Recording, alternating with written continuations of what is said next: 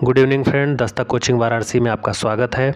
आज हम UP triple S C पेट के जो है नए प्रैक्टिस सेट को सॉल्व करेंगे, जिसमें आपको टोटल जो है 100 क्वेश्चन मिलेंगे।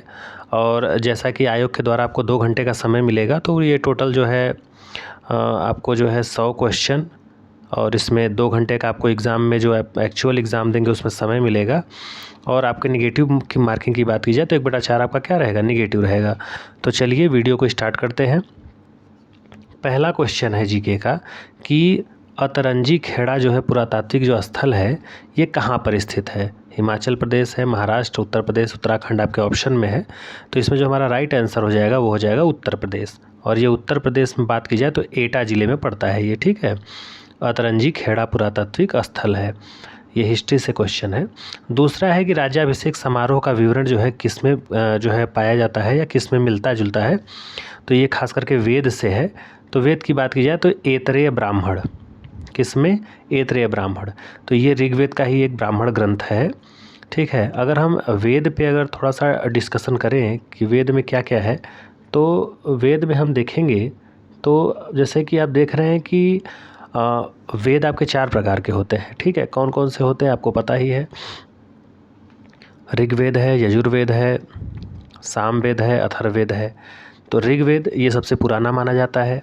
इसके अगर ब्राह्मण ग्रंथ की बात की जाए तो ऐतरेय तथा कौशितकी है।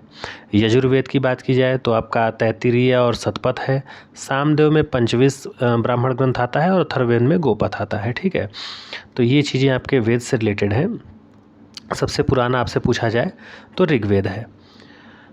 तो इसमें आपके ब्राह्मण की बात किया गया था, तो इसमें ऐतरेय ब्राह्मण हो जाएगा। नेक्स्ट है गौतम बुद्ध से रिलेटेड क्वेश्चन पूछा गया, जैसा कि आपके जो है सिलेबस में भी दिया हुआ है खास करके अलग से। तो गौतम बुद्ध के बारे में बात की जाए तो गौतम बुद्ध ने पूछा है कि अपना पहला जो उपदेश है वो कहाँ दिया था। तो देखिए गौतम बुद्ध के अगर पहले उपदेश की बात की जाए तो ये इन्होंने पहला उपदेश तो आपका सारनाथ में दिया था। और इससे रिलेटेड क्या क्वेश्चन बन सकता है, जैसे इनके जन्म की बात की जाए, जन्म इनका लुम्बिनी में हुआ था 563 ईसा पूर्व में। मृत्यु की बात की जाए तो कुशीनारा देवरिया 483 ईसा पूर्व में। और ये जब इनकी मृत्यु हुई थी तो उसका नाम एक खुद दिया गया था जिसका नाम था महापरिनिर्वाण काल। बचपन के नाम की बात की जाए तो बचपन में इनको सिद्धार्थ नाम से जाना जाता था। पिता की बात की जाए तो इनके पिता का नाम शुद्धोधन था, ये शाक्य कुल वंश के थे। माता का नाम माया देवी था। और जब इन्होंने गृह को त्यागा था, घर त्याग की जो घटना हुई थी उसे महाभिनिष्क्रमण काल कहा गया था, ठीक है। भाषा की बात की जाए तो इन्होंने पाली भाषा में अपना उपदेश दिया है। प्रथम प्रवचन की बात की जाए तो इन्होंने ऋषि पत्तनम में अपना पहला जो है प्रवचन दिया था, जिसे हम धर्म चक्र परिवर्तन के नाम से भी क्या करते हैं, जानते हैं। और इससे रिलेटेड चीज़ें क्या हो सकती हैं, जैसे आपके गौतम बुद्ध जो है बौद्ध धर्म से रिलेटेड थे, तो इसमें इन्होंने जो है बौद्ध धर्म में त्रिरत्न जो है इन्होंने दिया था। त्रिरत्न में क्या क्या आता है, एक बुद्ध है, धम्म है और संघ है, ठीक है। ये तीनों चीज़ें त्रिरत्न के अंतर्गत आती हैं। और अगर हम इसमें देखें तो इम्पॉर्टेंट क्वेश्चन बनता है आपके बौद्ध संगीति या फिर बौद्ध सभाएं से। जो सभाएं जो है 4 आयोजित की गई थी बौद्ध धर्म में। तो पहली तो आयोजित हुई थी 483 ईसा पूर्व में, राजगृह में जो है अजातशत्रु के शासनकाल में। अध्यक्ष इसके महाकश्यप थे। दूसरा अगर आपसे पूछे 383 ईसा पूर्व वैशाली में, कालाशोक का शासनकाल था, उस समय अध्यक्ष थे साबाकामी। तीसरा आपसे पूछे 255 ईस्वी में जो है पाटलिपुत्र में हुआ था, अशोक के समय में। और इसमें जो अध्यक्ष थे मोगलीपुत्र तिस्स थे। और अगर चौथे अगर हम बौद्ध सभा या संगीति की बात करें तो ये ईसा की जो है पहली शताब्दी में हुआ था, कुंडल वन में हुआ था, कनिष्क के समय में हुआ था। और अश्वघोष और वसुमित्र इसके क्या थे, अध्यक्ष थे। नेक्स्ट क्वेश्चन हमारा रिलेट है 1857 के क्रांति से। क्वेश्चन पूछा है कि 1857 के विद्रोह के दौरान जो है मुग़ल सम्राट कौन था। तो अगर मुग़ल सम्राट की बात की जाए तो बहादुर शाह जो है जफ़र द्वितीय जिसको कहा जाता है ये था। इसको सांकेतिक रूप से जो है एक बादशाह के रूप में या सम्राट के रूप में घोषित किया गया था 1857 के क्रांति के समय। तो इनसे देखिए और चीज़ें क्या हो सकती हैं, जैसे 1857 की बात की जाए तो ये मेरठ से शुरू होता है ये जो है विद्रोह, और इसमें जगह जगह पे अलग अलग जगहों पे अलग अलग लोगों ने जो है इसका नेतृत्व किया था। तो जैसे अगर हम दिल्ली में बात करें कि दिल्ली में कौन नेतृत्व किया था, तो बहादुर शाह सफ़र खुद जो है द्वितीय थे, और बख्श खां थे जिन्होंने सैन्य नेतृत्व किया था। कानपुर में बात की जाए तो नाहना साहब और तात्या टोपे थे। लखनऊ में बात की जाए तो बेगम हजरत महल थी, और झांसी में बात की जाए तो लक्ष्मीबाई थी, और इलाहाबाद में बात की जाए तो लियाकत अली थे। ठीक है, तो ये 1857 से रिलेटेड जो है कुछ क्वेश्चन थे। नेक्स्ट चलते हैं। नेक्स्ट है देखिए, कांग्रेस के अधिवेशन से रिलेटेड क्वेश्चन पूछा गया है। इसमें पूछा गया है कि भारतीय राष्ट्रीय कांग्रेस का जो है पहला मुस्लिम अध्यक्ष किसे चुना गया है। तो इससे कई क्वेश्चन बन सकता है। इसमें हालांकि पूछा है मुस्लिम अध्यक्ष की, तो इसका हमारा राइट आंसर बदरुद्दीन तैयबजी हो जाएगा। ये 1887 के मद्रास अधिवेशन में जो है अध्यक्षता किए थे, भारत के पहले जो है मुस्लिम अध्यक्ष। और अगर हम कांग्रेस की बात की जाए, भारतीय राष्ट्रीय कांग्रेस 1885 ईस्वी में जो है इसका स्थापना होता है एक रिटायर्ड जो है अधिकारी के द्वारा, जो है अंग्रेज A.O. ह्यूम उसका नाम था।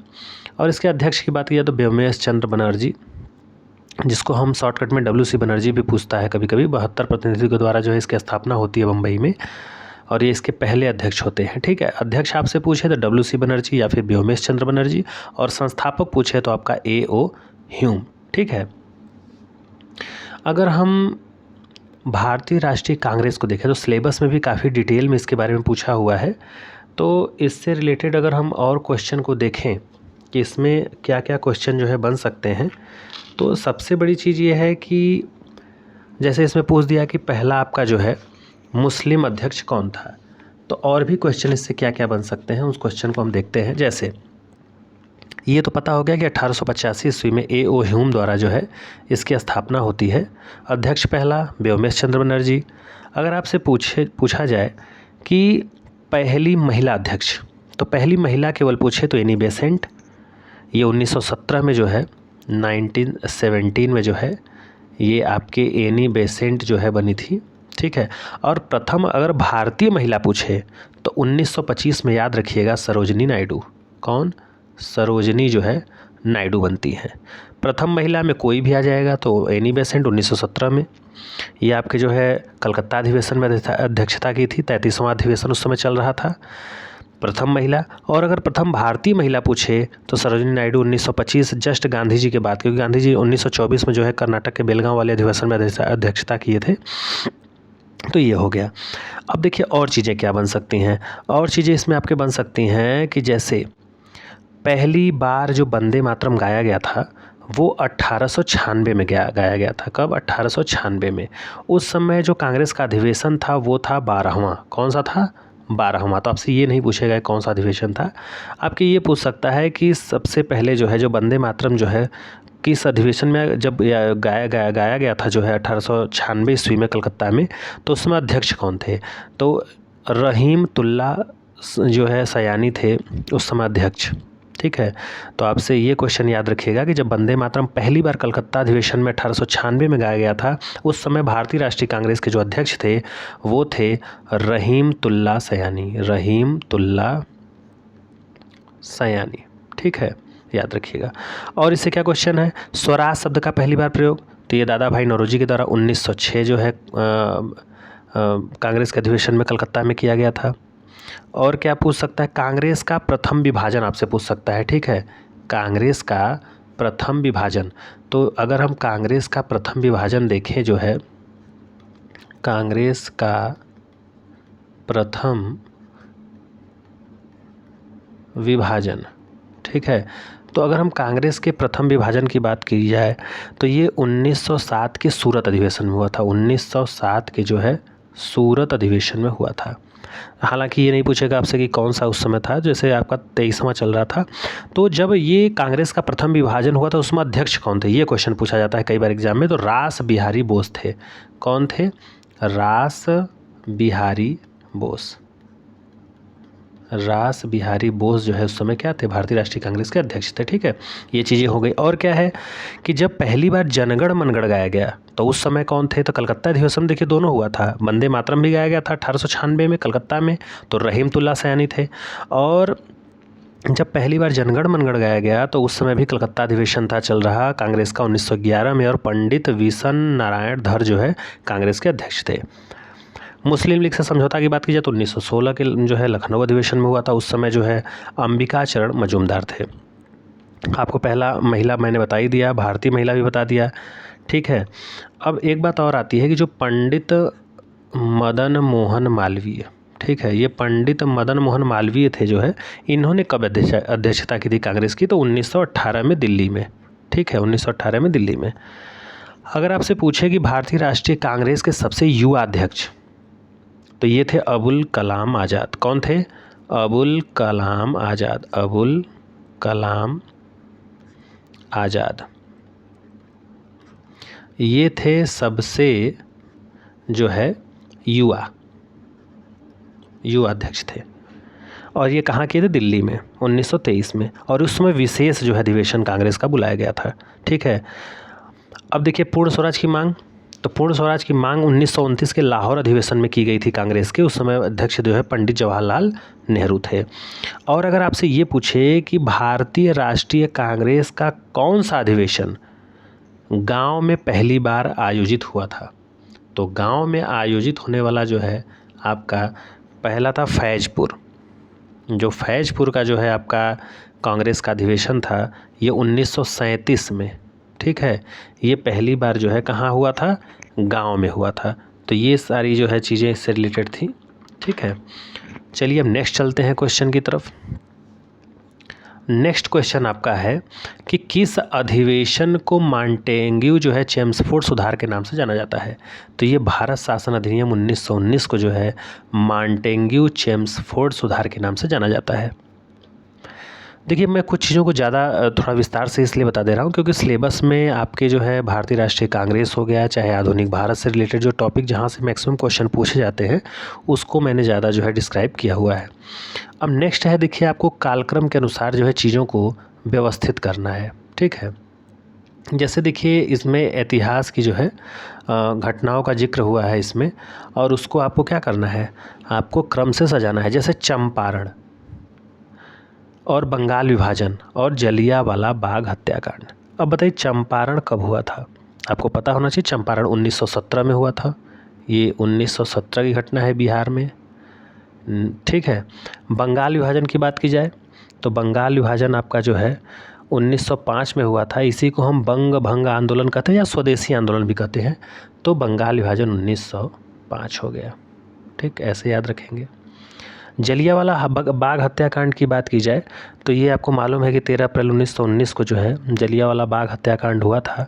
तो इसको हम 1919 कर देंगे, 1919। अब देखिए आपको जो है घटनाओं को सजाना है। तो देखिए पहले बंगाल विभाजन है, फिर आपका चंपारण है, फिर आपका जलियांवाला बाग हत्याकांड, मतलब 2 ये पहले नंबर पे होगा, फिर उसके बाद आपका 1 हो जाएगा, ये आपका दूसरे नंबर पे हो जाएगा, और ये 3 नंबर पे। तो इसका मतलब क्या हो जाएगा? 2 हो जाएगा, फिर उसके बाद आपका 1 होगा और फिर 3 हो जाएगा। तो हमारा राइट आंसर सी करेक्ट है। अब देखिए हम और चीज़ों से क्या याद रख सकते हैं इसमें। तो मान लीजिए प्रैक्टिस सेट में आपसे ये पूछ दिया कि इन चीज़ों को ऑर्डर में सजाइए, और भी अलग चीज़ों को पूछ सकता है इसमें, इन जो है ऐतिहासिक घटनाओं से रिलेटेड। जैसे क्या? जैसे आपसे ये पूछ दे कि बताइए कांग्रेस की स्थापना दे दिया, या फिर आपको दे दिया जाए रोलेट एक्ट दे दिया, या फिर स्वराज पार्टी की स्थापना दे दिया जाए। तो हम और चीज़ों को इसमें देखते हैं फिगर के माध्यम से। देखिए जैसा कि आप इसमें देख रहे हैं, अगर हम देखें भारतीय राष्ट्रीय कांग्रेस की स्थापना 1885 में ए.ओ. ह्यूम के द्वारा बम्बई में, बंग भंग आंदोलन जिसे हम स्वदेशी आंदोलन कहते हैं 1905 में हुआ था। बंगाल विभाजन के विरोध में जो है ये घटना हुई थी। मुस्लिम लीग की स्थापना पूछे तो 1906 में आगा खां एवं सलीमुल्लाह के द्वारा। कांग्रेस का विभाजन पूछे तो 1907 में नरम एवं गरम दल के द्वारा जो है। होम रूल आंदोलन पूछे तो 1916 में एनी बेसेंट के द्वारा जो है, और तिलक उसमें थे, बाल गंगाधर। लखनऊ अगर आपसे पैक्ट पूछे तो लखनऊ पैक्ट में क्या हुआ था कि जो विभाजन हुआ था 1905 में और ये 1907 कांग्रेस का, ये देखिए फूट हुआ था 1907 में। इसी में फिर क्या हो गया, समझौता हो गया कांग्रेस और मुस्लिम लीग के बीच में। अगर आपसे रौलट एक्ट पूछे तो 19 मार्च 1919 को बिना दलील, बिना वकील और बिना अपील के जो है आपको गिरफ्तार कर लिया जाता था किसी भी व्यक्ति को संदेह के आधार पे, इसीलिए इसको काला कानून कहा गया, रौलट एक्ट को। जलियांवाला बाग हत्याकांड पूछे 13 अप्रैल 1919, जनरल डायर। अगर आपसे खिलाफत आंदोलन पूछे तो 1919, शौकत अली और मोहम्मद अली थे इसमें। अगर आपसे चौरी चौरा कांड पूछे तो ये 5 फरवरी को घटना हुई थी 1922 को गोरखपुर ज़िले में, ये उत्तर प्रदेश में पड़ता है, ठीक है। और इसी के कारण जो है असहयोग आंदोलन को गांधी जी ने स्थगित कर दिया था, ठीक है, क्योंकि असहयोग आंदोलन जो है 1 अगस्त 1920 को जो है महात्मा गांधी के द्वारा क्या हुआ था, चालू किया गया था। स्वराज पार्टी की स्थापना की बात की जाए तो 1 जनवरी 1923 को जो है मोतीलाल नेहरू और चित्तरंजन दास के द्वारा जो है इसकी क्या होती है, स्थापना होती है। तो ये सब चीज़ें इससे रिलेटेड थी। और देखिए इसमें क्या आ सकता है, इसमें है आपके साइमन कमीशन। देखिए इसी के विरोध में जो है बम्बई में जो है उस समय जो है लाला लाजपत राय की जो है लाठी चार्ज के कारण जो है या लाठी के प्रहार के कारण जो है उनकी जो है मृत्यु हो गई थी। तो ये साइमन कमीशन 1927 में इसका गठन हुआ था और ये भारत 3 फरवरी 1928 को आया था, जिसका विरोध करने पे जो है लाला लाजपत राय की मृत्यु हो गई थी। नेहरू रिपोर्ट आपसे पूछे तो अगस्त 1928 में हुआ था। इसके अध्यक्ष की बात की जाए तो इसमें जो है मोतीलाल नेहरू थे।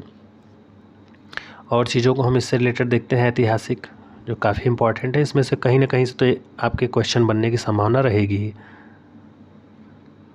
जैसे देखिए और घटनाएं हैं, बारदौली जैसे है। अगर हम बारदौली की बात करें तो इसकी अध्यक्षता जो है आपको पता है कि हमारे जो है सरदार वल्लभ भाई पटेल के द्वारा जो है किया गया था। ये गुजरात के किसानों का जो है लगान वृद्धि के विरोध में। अगर आपसे पूछे कांग्रेस का लाहौर अधिवेशन तो ये दिसंबर 1929 में हुआ था। पूर्ण स्वाधीनता का प्रस्ताव इसमें रखा गया था। अगर हम नमक सत्याग्रह की बात करें तो नमक सत्याग्रह जो है आपके मालूम है दांडी यात्रा के नाम से इसको जाना जाता है। ये 12 मार्च 1930 से चालू होकर 5 अप्रैल 1930 तक चलता है और महात्मा गांधी के द्वारा जो है ये साबरमती आश्रम से दांडी तक जो है ये यात्रा चलती है, जिसमें जो है नमक कानून का उल्लंघन करना इसमें शामिल रहता है। सविनय अवज्ञा की बात की जाए तो 6 अप्रैल 1930 को। गोलमेज देखिए 3 गोलमेज हुआ था 30, 31 और 32 में। तो पहला पूछे तो 12 नवंबर 1930 को, ठीक है। इसके अध्यक्ष की बात की जाए तो मैकडोनाल्ड थे, लंदन में आयोजित हुआ था। गांधी इरविन पैक्ट पूछे आपसे या समझौता पूछे 4 मार्च 1931 को हुआ था। द्वितीय गोलमेज जैसा मैंने बताया 7 सितंबर 1931 को। कम्युनल अवार्ड या फिर सांप्रदायिक पंचायत जिसे कहते हैं 16 अगस्त 1922 को हुआ था। पूना पैक्ट अगर आपसे पूछे तो गांधी और अंबेडकर के बीच यरदा जेल में जो है पुणे के हुआ था 24 सितंबर 1932 में हुआ था। ये सब सारी चीज़ें इंपॉर्टेंट है, कहीं ना कहीं एग्जाम में ज़रूर पूछा जाता है, ठीक है। तो चलिए और चीज़ों को हम देख लेते हैं जो थोड़ा सा बचा हुआ है इसमें। और इससे रिलेटेड देखिए तृतीय गोलमेज सम्मेलन के बारे में है। तो तृतीय गोलमेज सम्मेलन 1932 में हुआ था।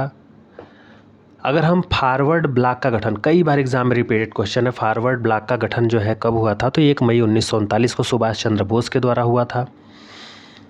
अगर हम पाकिस्तान की मांग की बात की जाए 24 मार्च 1940 को मुस्लिम लीग के लाहौर अधिवेशन में इसकी मांग हुई थी, कांग्रेस जो है मुस्लिम लीग के द्वारा जो है पाकिस्तान की। अगस्त प्रस्ताव आपसे पूछे तो 8 अगस्त 1940 को। क्रिप्स मिशन आपसे पूछे तो ये 1942 में। अगर भारत छोड़ो अगर आपसे पूछे तो 8 अगस्त 1942 को महात्मा गांधी के द्वारा जो है। शिमला सम्मेलन 25 जून 1945 को। जो इम्पोर्टेंट है उसी को मैं आपको बता रहा हूँ। प्रधानमंत्री इटली की अगर घोषणा की बात की जाए तो ये 15 मार्च 1946 को जो है भारत को स्वतंत्र करने के उद्देश्य से या आश्वासन से ये जो है घोषणा हुई थी। कैबिनेट मिशन अगर आपसे पूछे तो ये 24 मार्च 1946 को आया था। इसमें जो है 3 सदस्यीय टीम थी जिसके अध्यक्ष थे पैथिक लॉरेंस और इसमें सर स्टीफोर्ड क्रिप्स थे और एवी एलेक्जेंडर, ये तीनों जो है आए थे। 16 मई 1946 को इसका प्रकाशन हुआ था। डायरेक्ट एक्शन डे या फिर इसी को प्रत्यक्ष कार्रवाई दिवस के नाम से भी कई बार एग्जाम में पूछा जाता है। ये मुस्लिम लीग के द्वारा 16 अगस्त 1946 को मनाया गया था। माउंट बेटन अगर योजना की बात की जाए 3 जून 1947 को इसके द्वारा माउंट बेटन ने जो है भारत विभाजन की घोषणा रखी थी। और भूदान आंदोलन की बात की जाए तो 18 अप्रैल 1951 को हुआ था।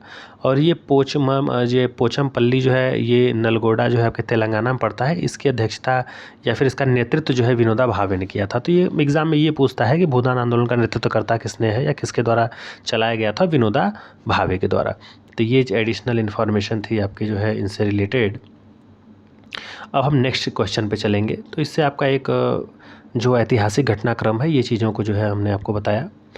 अगर आगे बात की जाए तो पूछा है कि कांग्रेस, अखिल भारतीय किसान कांग्रेस के प्रथम महासचिव कौन थे? तो NG रंगा थे। ठीक है। नेक्स्ट है, किस स्वतंत्रता सेनानी महात्मा गांधी को पहली बार राष्ट्रपिता कहकर संबोधित किया था? तो देखिए, राष्ट्रपिता की अगर हम बात की जाए तो सुभाष चंद्र बोस ने जो है महात्मा गांधी को सर्वप्रथम राष्ट्रपिता कहा था। बहुत कठिन क्वेश्चन नहीं है, ऐसे ही पेट में आपके एग्ज़ाम में क्वेश्चन बनते हैं। आपको कठिन क्वेश्चन छोड़ देंगे चलेगा, लेकिन इजी क्वेश्चन आपको नहीं छोड़ना है। तो इनसे चीज़ें और रिलेटेड क्या क्वेश्चन बन सकता है उसको हम आपको दिखाते हैं। देखिए, यहाँ तो बात आ गई गांधी जी को जो है राष्ट्रपिता किसने कहा था, और भी अलग अलग है चीज़ें जिसको हम देखेंगे। जैसे देखिए, कायदे आजम जो है ये जो है उपाधि प्राप्त करता है, और इसको दिया किसने है और प्राप्त कौन किया है? तो देखिए, कायदे आजम जो है मोहम्मद अली जिन्ना को कहा जाता है। किसको? मोहम्मद अली जिन्ना को। और ये दिए कौन है? महात्मा गांधी।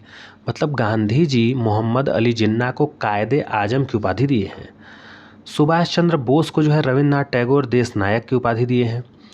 स्वामी विवेकानंद को जो विवेकानंद की उपाधि है वो महाराज खेदड़ी ने दिया है। और जो महात्मा गांधी हैं जिनको राष्ट्रपिता अभी आपने क्वेश्चन में देखा, ये सुभाष चंद्र बोस ने जो है कहा है। और ये भी कई बार एग्जाम में रिपीटेड क्वेश्चन है कि राजा राम मोहन राय को राजा की उपाधि जो है किसने दिया है? तो ये अकबर द्वितीय ने दिया है। किसने दिया है? अकबर द्वितीय ने, सेकेंड ने दिया है। ठीक है, इन चीज़ों को हम देख लिए।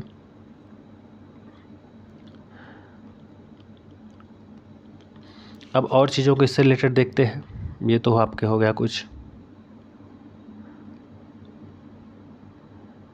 अब जैसे इसमें आप देखेंगे कि गुरुदेव, अब देखिए गुरुदेव जो है उपाधि जो है किसने दिया है और किसको दिया है? तो अगर हम गुरुदेव की उपाधि की बात करें तो महात्मा गांधी ने रविंद्रनाथ टैगोर को जो है गुरुदेव की उपाधि दी थी।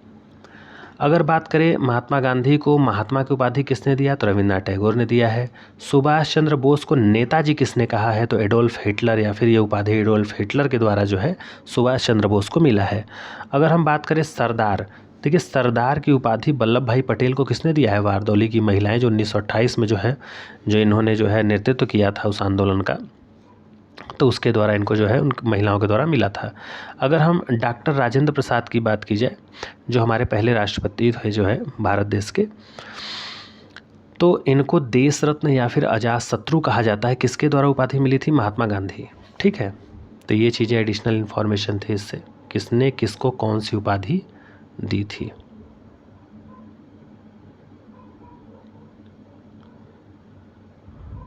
अब चलते हैं नेक्स्ट क्वेश्चन पे।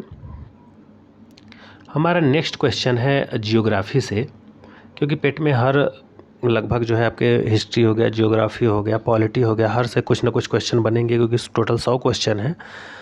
तो इसमें आपके देखिए क्वेश्चन पूछा है कि किस देश के साथ भारत की सबसे लंबी जो है अंतर्राष्ट्रीय सीमा लगी हुई है? तो अगर हम भारत देश की बात की जाए तो अगर हम क्षेत्रफल, कभी कभी एग्ज़ाम में पूछ देता है क्षेत्रफल कितना है, तो ये है 32,87,263 वर्ग किलोमीटर। ठीक है, ये आपके क्या है? भारत का क्षेत्रफल हो गया। अब देखिए, अगर आपसे बात की जाए कि ये किस महाद्वीप में है, तो आपको पता ही है एशिया महाद्वीप में है। बहुत हल्का क्वेश्चन हो जाएगा। और इससे रिलेटेड क्या बात की जाए कि अगर हम तटीय सीमा की बात की जाए कि अगर तटीय सीमा इसकी कितनी लगती है, तो ये 7,516 लगभग किलोमीटर के है जो है स्थलीय सीमा। और अगर इसके जो है टोटल अगर हम सीमा देखें, ये तो आपकी तटीय सीमा होगी, तटीय माने पानी से लगा हुआ। अगर हम टोटल देखें तो 15,200 किलोमीटर भारत का जो है क्या है? आपका स्थलीय सीमा है। तो स्थलीय सीमा पूछे 15,200, अगर तटीय पूछे जो पानी से समुद्र से लगा हुआ है, तो ये हो जाएगा आपका 7,516 किलोमीटर। और हम क्या देख सकते हैं, अगर हम ये देखें कि भारत जो है कितने जो है देशों से जुड़ा हुआ है या कितने देशों से अपना सीमा साझा करता है जो है अपनी बाउंड्री, तो अगर टोटल बात की जाए तो टोटल 9 देश हैं। इस 9 देश में भी आपके 7 ऐसे हैं जो ज़मीन से और 2 क्या है, पानी वाले पड़ोसी देश हैं। ठीक है, 7 आपके स्थलबद्ध हैं, स्थलीय सीमा से, और 2 जो है आपके जलीय सीमा से जो है संबद्ध क्या है, देश हैं। तो चलिए हम मैप के सहारे और भी अच्छे से क्लियर हो जाएगा कि इसमें क्या चीज़ें कैसे जो है जुड़ी हुई हैं।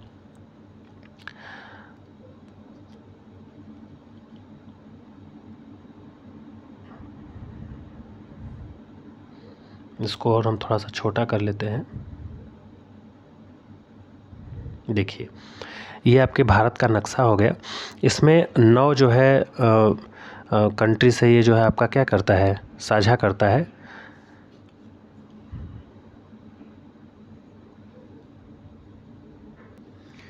जैसे अगर हम पहले बात करें तो सबसे ज़्यादा बाउंड्री तो ये आपके जो है बांग्लादेश से जो है साझा करता है। सबसे ज़्यादा जो है किससे करता है, बांग्लादेश से। ठीक है, सबसे ज़्यादा बांग्लादेश से। अगर हम इसके लंबाई की बात करें तो बांग्लादेश से लगभग 4,096 किलोमीटर, 4,096 किलोमीटर जो है ये आपके बांग्लादेश से जो है साझा करता है। बांग्लादेश की राजधानी आपकी ढाका है। तो दूसरा चीन है, चीन से साझा करता है। चीन से कितना साझा करता है, चीन से लगभग 3,488 किलोमीटर है। 3,488 किलोमीटर चाइना से है। या हम एक तरफ लिख देते हैं, जैसे एक तरफ हो गया बांग्लादेश। बांग्लादेश से कितना करता है, 4,096 किलोमीटर। फिर अगर हम चीन की बात करें तो चीन से आपका 3488 ये हो गया। फिर पाकिस्तान से करता है, पाकिस्तान से है आपका 3,323 किलोमीटर। फिर है आपका पाकिस्तान, तो हो गया। अब हो गया नेपाल,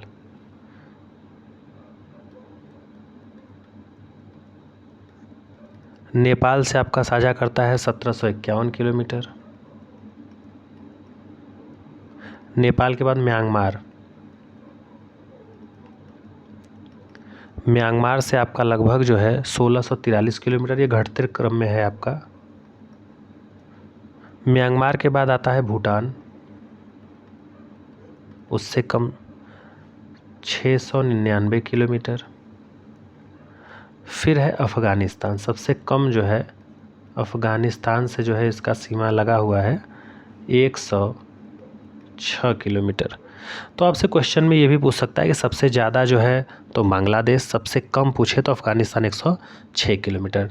तो देखिए ये बांग्लादेश हो गया, ये चीन हो गया, ये आपका पाकिस्तान हो गया। ठीक है, ये आपका नेपाल हो गया, नेपाल के बाद आपका म्यांमार हो गया। ठीक है, म्यांमार के बाद आपका भूटान हो गया, भूटान के बाद ये अफ़गानिस्तान हो गया। ठीक है, तो ये आपके जो है 1 2 3 4 5 6 7, ये 7 आपके जो है स्थलीय सीमा से लगे हुए देश हो गए। 2 अगर बात की जाए जो कि जलीय सीमा साझा करते हैं, तो एक हो गया श्रीलंका, आपके श्रीलंका, और दूसरा आपका जो है मालदीव हो गया। इस तरफ पड़ेगा आपके, तो श्रीलंका और मालदीव याद रखिएगा। ठीक है, और कभी कभी ये भी पूछता है कि जैसे बांग्लादेश से जो है भारत के कौन कौन से राज्य जो है लगे हुए हैं। तो अगर बांग्लादेश से बात की जाए तो पश्चिम बंगाल है, असम है आपका, असम के बाद आपका त्रिपुरा है। ठीक है, त्रिपुरा के बाद आपका जो है मेघालय है, मेघालय के बाद मिज़ोरम है, मिज़ोरम के बाद आपका जो है ये आपके 5 राज्य हो गए। ठीक है, तो आपका बांग्लादेश से भारत के 5 राज्य जो है साझा करते हैं सीमा, पश्चिम बंगाल, असम, त्रिपुरा, मेघालय, मिज़ोरम। ठीक है, ये 5। चीन से बात की जाए तो चीन से कौन कौन से राज्य जो है सटे हुए हैं, कौन सी बाउंड्री जो है साझा करते हैं, तो हिमाचल प्रदेश करता है। ठीक है, उसके बाद लद्दाख करेगा, हिमाचल प्रदेश, लद्दाख, सिक्किम, सिक्किम के बाद आपका जो है अरुणाचल प्रदेश करेगा, अरुणाचल प्रदेश के बाद उत्तराखंड। ये 5 राज्य जो है आपके चीन से भी करेंगे, और 5 राज्य पाकिस्तान से भी साझा करते हैं। जैसे आपका गुजरात हो गया, पंजाब, राजस्थान, जम्मू कश्मीर, लद्दाख हो जाएगा। 5 राज्य आपके नेपाल से भी करते हैं, जैसे उत्तराखंड, उत्तर प्रदेश, सिक्किम, बिहार, पश्चिम बंगाल हो गया। 4 राज्य म्यांमार से करते हैं, अरुणाचल प्रदेश, मणिपुर, मिजोरम, नागालैंड, ठीक है। और 4 राज्य आपके भूटान से करते हैं, जो है आपका सिक्किम हो जाएगा, पश्चिम बंगाल हो जाएगा, आपका अरुणाचल प्रदेश हो जाएगा और असम हो जाएगा। और अफ़गानिस्तान से बात की जाए तो अफ़गानिस्तान से केवल जो है आपके कौन करता है, लद्दाख, ठीक है। तो ये चीज़ें आपके एडिशनल जानकारी हो गई, इससे मैप के माध्यम से आपको बताया गया। नेक्स्ट क्वेश्चन पे हम चलते हैं।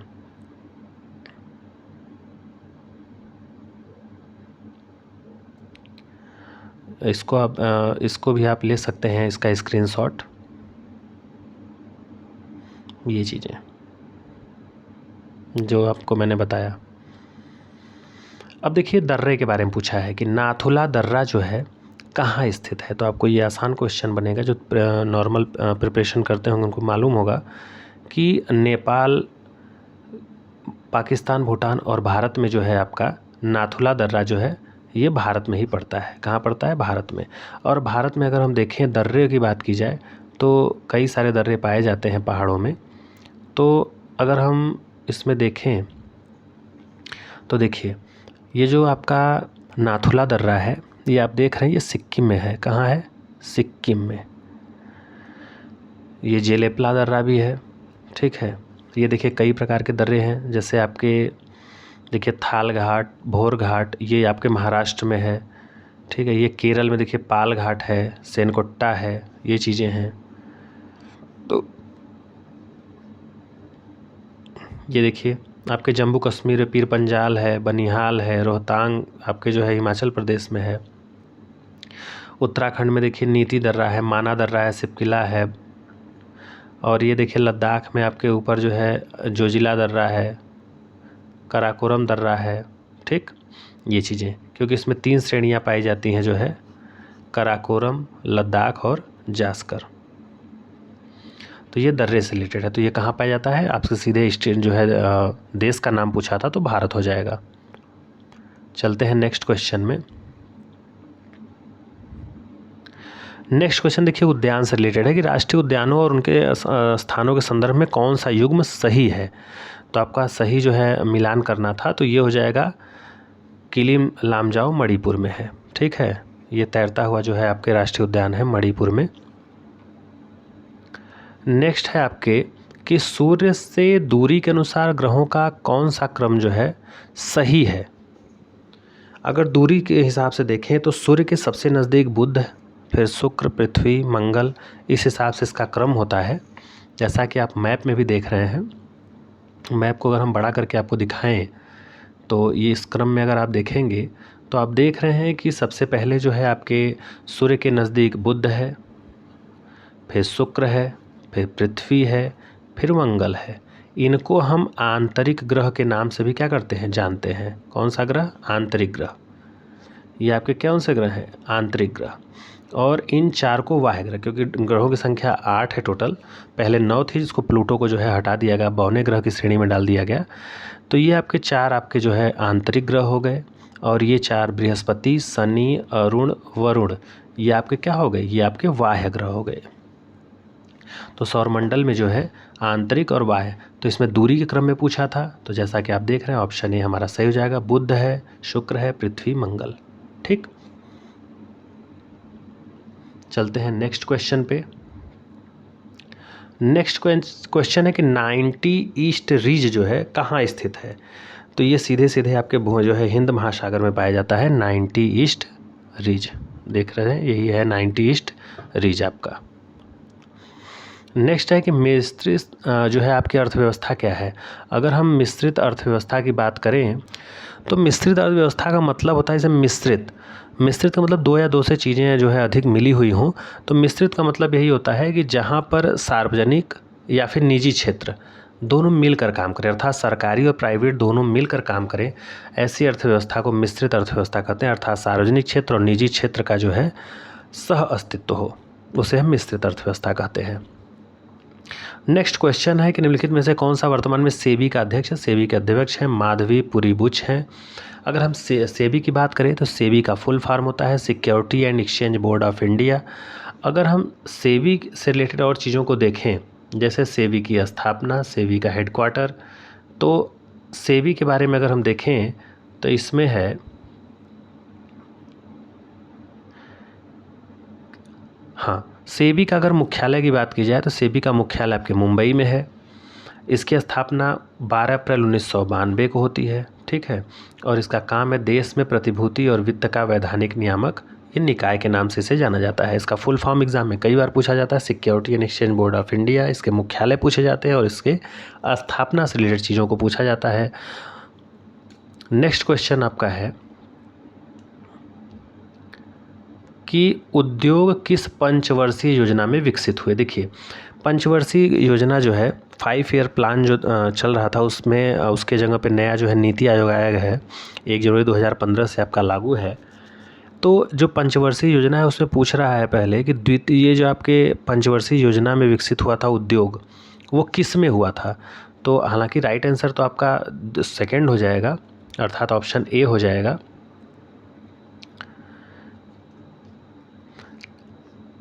द्वितीय।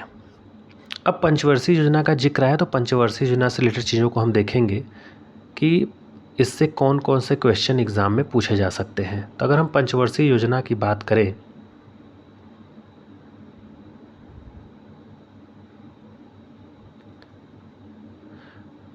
इसको थोड़ा फिगर को बड़ा करते हैं। देखिए, पंचवर्षीय योजना में है कि जो पहला पंचवर्षीय, हालांकि आपको दिख नहीं सकता है क्लियर क्योंकि इमेज छोटा है, तो हम बोल देते हैं इसमें। अगर पहली पंचवर्षीय योजना की बात की जाए तो 1951 से 56 था। इसमें कृषि को प्राथमिकता दी गई थी। कहने का मतलब ये है कि जो पहली पंचवर्षीय योजना थी, इसमें हम कृषि को क्या किए थे, प्राथमिकता दिए थे, कृषि को प्राथमिकता। वीडियो थोड़ा सा लंबा हो सकता है लेकिन सारी चीज़ें आपकी जानकारी की हैं एक ही वीडियो में। दूसरा, अगर पंचवर्षीय योजना की बात की जाए तो इसमें भारी उद्योग वगैरह पे जो है इसको प्राथमिकता दी गई थी। तीसरा आपसे उतना पूछता नहीं है, हाँ पांचवा जरूर पूछता है। पांचवा आपसे पूछता है गरीबी हटाना या आत्मनिर्भर। गरीबी हटाओ या फिर आत्मनिर्भर, तो ये आपके जो है 5वीं पंचवर्षीय योजना थी। और इसमें चीज़ें क्या पूछ सकता है, जैसे छठी जो पंचवर्षीय योजना था, इसमें 5वीं योजना के रूप में यही जो वही जोर दिया गया था जो है आपके पहले थे, गरीबी हटाओ। और इसमें क्या था, 9वीं पंचवर्षीय योजना में 7% विकास दर का लक्ष्य रखा गया था। और 11वीं में जो है व्यापक और तेज़ी से विकास हो। और 12वीं जो पंचवर्षीय योजना लास्ट थी 12 से 17 तक, इसमें स्वास्थ्य, शिक्षा, स्वच्छता, मतलब कुल मिला जुला के समग्र विकास का जो है इसमें जो है लक्ष्य रखा गया था। ठीक है, तो ये थी 5 ईयर प्लान से जो है रिलेटेड क्वेश्चन, जो कि एग्ज़ाम में कहीं ना कहीं जो है क्वेश्चन पूछे जाते हैं। नेक्स्ट है, देखिए हरित क्रांति का जनक पूछा है। अगर हरित क्रांति का जनक पूछे आपसे, अगर भारत में, अगर देखिए 2 ऑप्शन, चूँकि इसमें जो है 2 एक जैसा नहीं रहेगा क्योंकि एक विश्व स्तर पे पूछा जाता है, एक भारत। तो अगर भारत की बात की जाए तो भारत में हरित क्रांति के जनक जो है स्वामीनाथन है, ठीक है, ये आपके भारत में हो जाएगा। और अगर विश्व पे इसमें देखिए स्वामीनाथन का जिक्र नहीं तो नॉर्मल बोरलॉग हो जाएगा। नेक्स्ट पूछा है आपसे 20वां नंबर क्वेश्चन, कौन सा बैंक जो है पहले इंपीरियल बैंक ऑफ इंडिया के नाम से जाना जाता था। तो स्टेट बैंक ऑफ इंडिया को ही पहले इंपीरियल बैंक ऑफ इंडिया के नाम से जाना जाता था। तो ये कुछ इकोनॉमिक्स से क्वेश्चन है। अब देखिए क्वेश्चन है पॉलिटी से रिलेटेड। इसमें देखेंगे आप कई क्वेश्चन आपके जो है इसे वीडियो के माध्यम से कवर होंगे। जैसे पूछा है कि संविधान सभा के पहले अस्थायी अध्यक्ष कौन थे। देखिए अस्थाई और अस्थाई दोनों में अंतर है। आपसे टेम्परेरी पूछ रहा है तो टेम्परेरी थे डॉक्टर सच्चिदानंद सिन्हा। बाद में वोटिंग हुआ, उसके बाद जो है अस्थाई बनाया गया राजेंद्र प्रसाद को। तो 9 दिसंबर 1946 को जो है संविधान सभा का प्रथम बैठक या पहला बैठक हुआ था। कब एग्ज़ाम में ये भी पूछता है कि संविधान सभा की पहली बैठक कब हुई थी, तो 9 दिसंबर 1946 को हुआ था। और ये इसमें जो है डॉक्टर सच्चिदानंद सिन्हा जो कि काफ़ी बुजुर्ग सदस्य थे, इनको जो है सभा का अस्थाई जो है टेम्परेरी जो है अध्यक्ष चुना गया था। और मुस्लिम लीग ने जो है इस बैठक का बहिष्कार किया था, क्योंकि पाकिस्तान के लिए बिल्कुल अलग संविधान की मांग उस समय हुई थी। तो हालांकि क्वेश्चन यही था कि अस्थाई अध्यक्ष किसे जो है चुना गया था पहला, तो डॉक्टर सच्चिदानंद सिन्हा। अस्थाई पूछे मतलब परमानेंट पूछे तो डॉक्टर राजेंद्र प्रसाद। जैसा कि इसमें आप देख पा रहे होंगे, इंफॉर्मेशन रिलेटेड है, देखिए इसमें कि 9 दिसंबर 1946 को संविधान सभा की पहली जो है बैठक नई दिल्ली स्थित काउंसिल चैम्बर के पुस्तकालय भवन में हुई और सभा के सबसे बुजुर्ग सदस्य डॉक्टर सच्चिदानंद सिन्हा को जो है सभा का अस्थायी अध्यक्ष चुना गया। मुस्लिम लीग ने इस बैठक का बहिष्कार किया था और पाकिस्तान के लिए बिल्कुल अलग संविधान की मांग जो है प्रारंभ कर दी थी। तो ये इससे रिलेटेड थे जो है चीज़ें। और इसमें देखिए कहाँ से क्वेश्चन बन सकते हैं, उन चीज़ों को भी हम कवर कर लेंगे इस वीडियो के माध्यम से। देखिए, अगर संविधान के निर्माण की बात की जाए कि संविधान के बनने में कुल अगर समय की बात की जाए तो नॉर्मल क्वेश्चन कभी कभी ये भी ड्रॉ कर देता है कि 2 वर्ष 11 महीने और 18 दिन लगे थे और इस प्रारूप पर कुल 114 दिन बहस हुआ था और इसके लागत इतना हुआ था कम से कम। ये बहुत मुश्किल ही क्वेश्चन पूछता है। अगर हम बात की जाए तो संविधान को 26 नवंबर 1949 को जो है पारित किया गया था और इसमें कुल 22 भाग, 395 अनुच्छेद और 8 अनुसूचियाँ थी। अगर आपसे पूछे मूल संविधान में कितने भाग, कितने अनुच्छेद और कितनी अनुसूचियाँ थी, तो आप बताएंगे कि मूल जो है संविधान में 22 भाग, 395 अनुच्छेद और 8 अनुसूचियाँ थी। जबकि इसके परिप्रेक्ष्य में देखा जाए तो वर्तमान में 22 ही भाग हैं टोटल, 395 अनुच्छेद है, इसमें क्लॉज 1, 2, 3 ऐसे करके बहुत सारे अनुच्छेद ऐड हुए हैं, हालांकि टोटल 395 ही हैं। और अगर अनुसूचियों की बात की जाए तो इसमें 4 नई अनुसूचियां जुड़ करके जो है टोटल इस समय वर्तमान में 12 हो गई हैं। तो ये क्वेश्चन आपसे एक हल्का क्वेश्चन पूछ सकता है कि मूल संविधान में कितनी थी, अब कितनी है, ये क्वेश्चन यहाँ से हो गया। दूसरा है कि संविधान सभा का जो पहला बैठक मैंने आपको बताया कि 9 दिसंबर 1946 को हुआ था, वही अंतिम भी क्वेश्चन कई बार एग्जाम में पूछा गया है। तो 24 जनवरी 1950 को अंतिम बैठक जो है संविधान की हुई थी और उसी दिन संविधान सभा के द्वारा डॉक्टर राजेंद्र प्रसाद को भारत का पहला राष्ट्रपति चुना गया था। ठीक है, नेक्स्ट क्वेश्चन अब देखिए देखते हैं हम। ये तो आपके संविधान से रिलेटेड हो गई। अब देखिए पूछा है कि 22 नंबर क्वेश्चन कि भारतीय संविधान के निम्न में से किस भाग में मौलिक अधिकारों का वर्णन है। अब देखिए, अगर मौलिक अधिकार की बात की जाए तो हम टोटल इसमें आपको देखते हैं, इसमें मौलिक अधिकार, मौलिक कर्तव्य कहाँ कहाँ किस किस भाग में है। तो जैसा कि आप देख रहे हैं कि दिया है पहले, अगर हम पहले भाग की बात करें तो पहले भाग में संघ और उसका राज्य क्षेत्र है। अगर इसमें टोटल अनुच्छेद की बात करें तो 1 से 4 अनुच्छेद आता है। नागरिकता की बात करें तो 5 से 11 नागरिकता का उल्लेख है। मौलिक अधिकार की बात करें तो 12 से 35 है। ठीक है, जिसमें 14 से 18 जो आपके समता का अधिकार, ये सब चीज़ें हैं। नीति निर्देशक सिद्धांत राज्य के लिए 36 से 51 है। मूल कर्तव्य की बात करें तो ये 4 क में आता है भाग में और इसमें जो है अनुच्छेद 51 क है। 5वें में संघ है, अनुच्छेद 52 से 151। 6 में राज्य है, 152 से 237 है।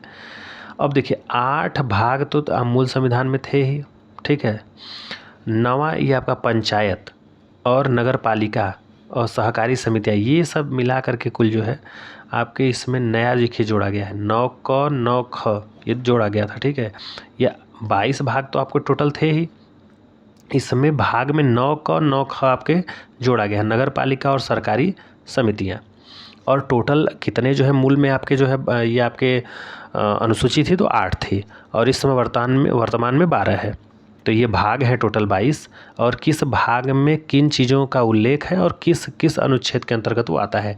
जैसे अगर आपसे निर्वाचन पूछे तो 15वें भाग में है, 324 से 329 तक। राजभाषा पूछे तो भाग 17 में है, 343 से 351। संविधान संशोधन आपके पूछे तो भाग 20 में है, 368। ठीक है, तो अंत तक वीडियो में बने रहिएगा क्योंकि काफ़ी इन्फॉर्मेशन आपको जो है इस वीडियो के माध्यम से आपको मिलेगा।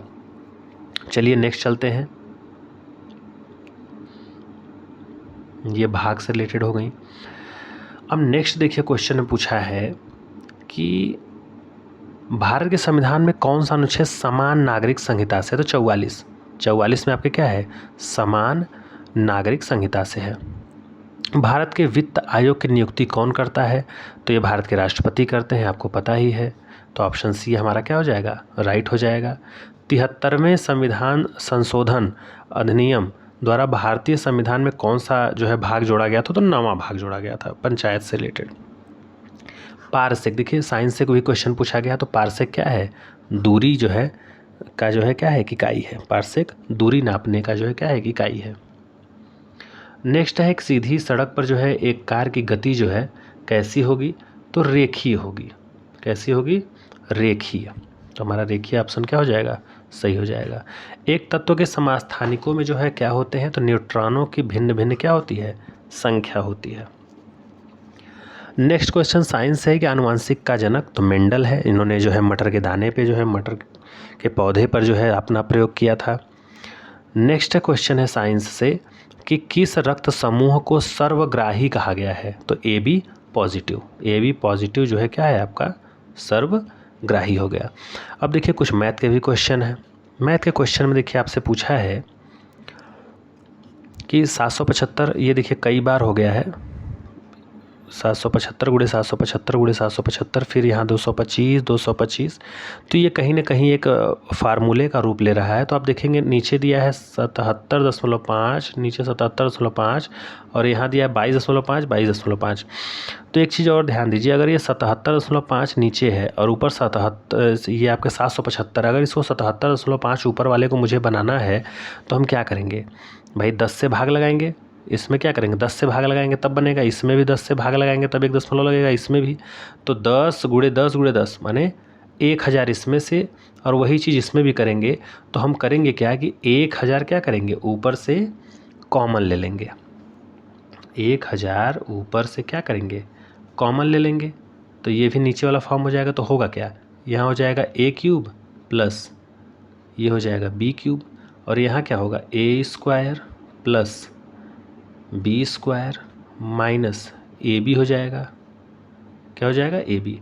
अब देखिए a cube plus b cube बराबर क्या होता है, ए प्लस बी एक कोष्ठ में, दूसरे कोष्ठक में होता है आपका a square plus b square minus a b, और नीचे क्या है आपका a square plus b square minus a b है ही।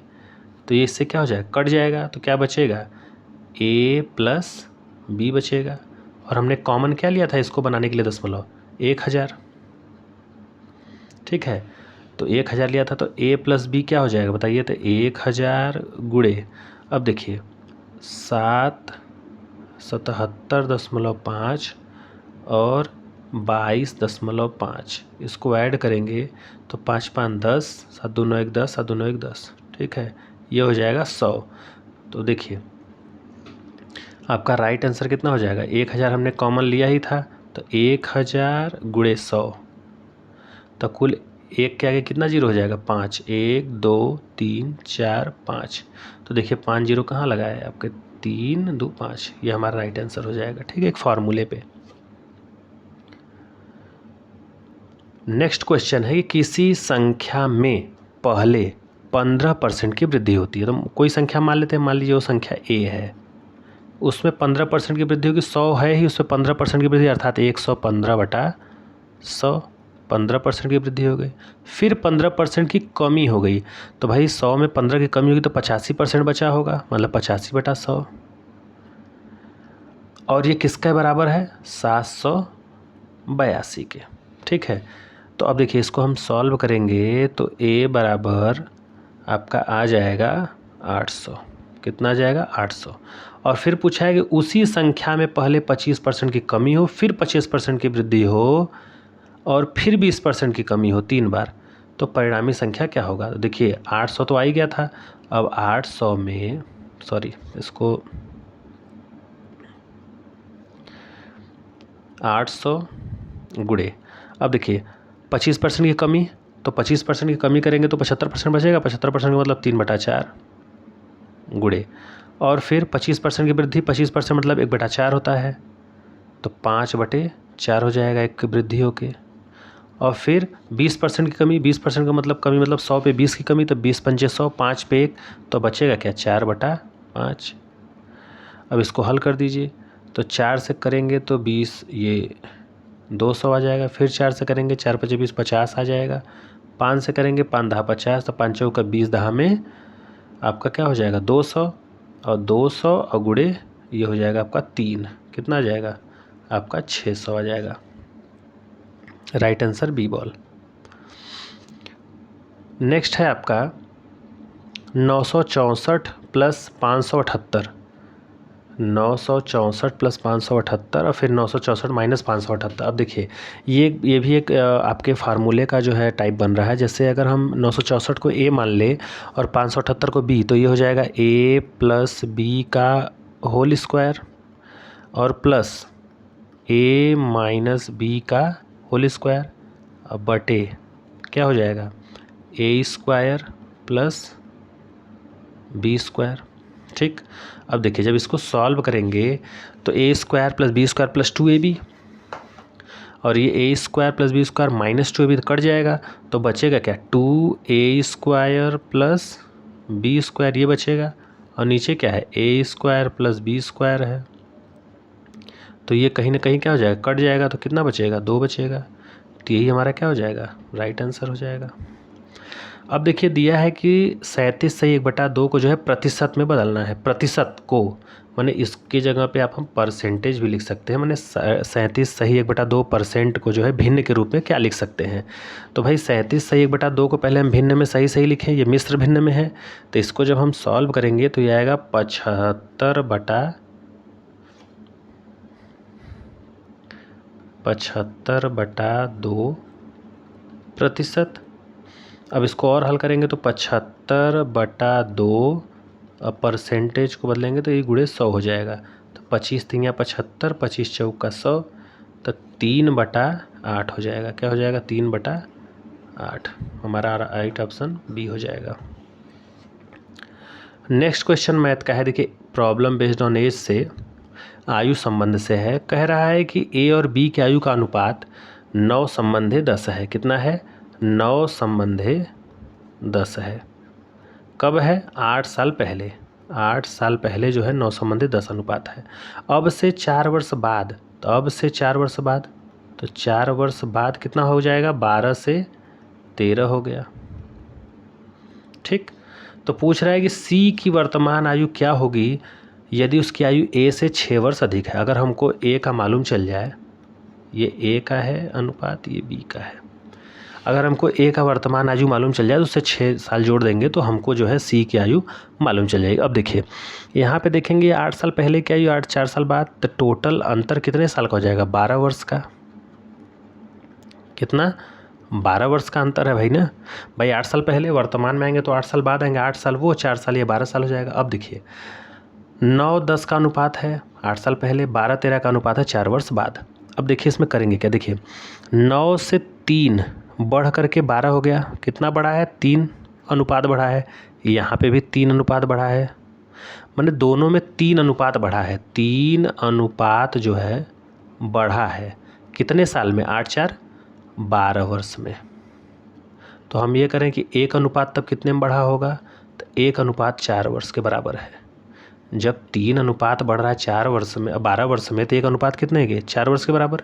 तो हम ये कर रहे हैं कि अगर हम ए का 8 साल पहले उम्र देखें तो 9 अनुपात था, 9 अनुपात ये 8 साल पहले, 9 अनुपात ए का, तो 9 अनुपात गुणे 4, तो 9 चौके 36 साल, 36 वर्ष।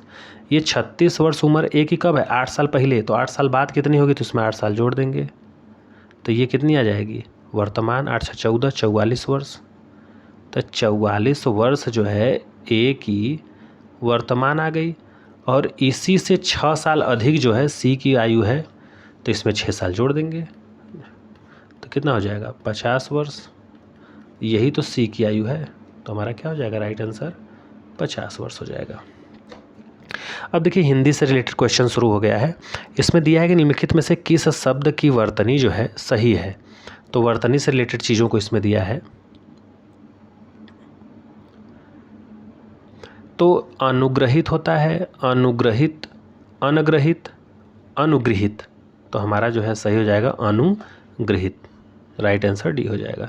वीरों का कैसा हो पसंद, काफ़ी फेमस कविता है सुभद्रा कुमारी चौहान की।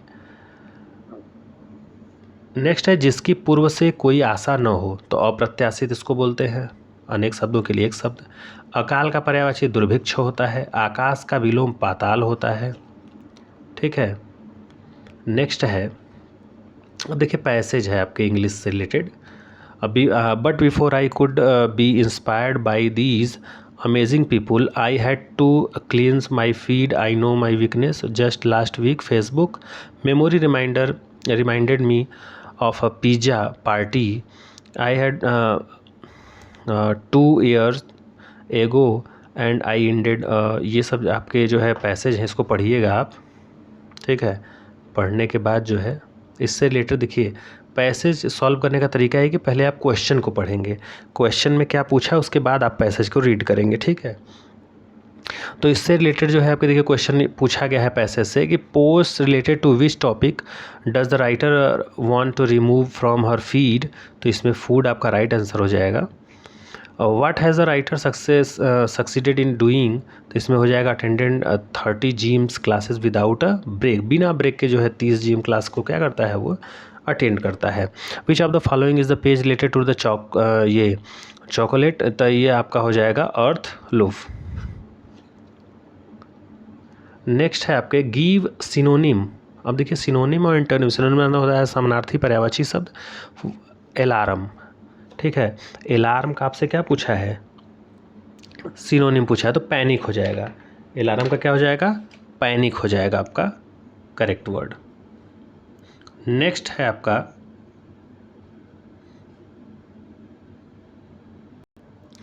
Give anonymous of the following word. अब देखिए एनोनिम्स पूछा है, मैंने विपरीत कंप्लीट का पूछा है, तो कंप्लीट मान होता है पूरा या संपूर्ण, तो इसका जो विपरीत हो जाएगा वो हो जाएगा पार्शियल या असंपूर्ण, ठीक है, या इनकम्प्लीट, अनफिनिश्ड, जो है परफेक्ट जो है, तो ये पार्शियल आपका क्या हो जाएगा, राइट आंसर हो जाएगा। नेक्स्ट है दिए गए विकल्पों में से संबंधित शब्द का चयन करना है। प्रफुल्लित तो उदास, तो शांत करना का क्या हो जाएगा, तो देखिए जिस प्रकार प्रफुल्लित का विलोम जो है आपका उदास होता है, उसी प्रकार शांत करना का विलोम क्या हो जाएगा, भड़काना, क्या हो जाएगा, भड़काना या उत्तेजित करना किसी को, तो राइट आंसर हमारा क्या हो जाएगा, डी हो जाएगा, एग्रेवेट। अब देखिए इसमें रीजनिंग के भी 4-5 क्वेश्चन हैं।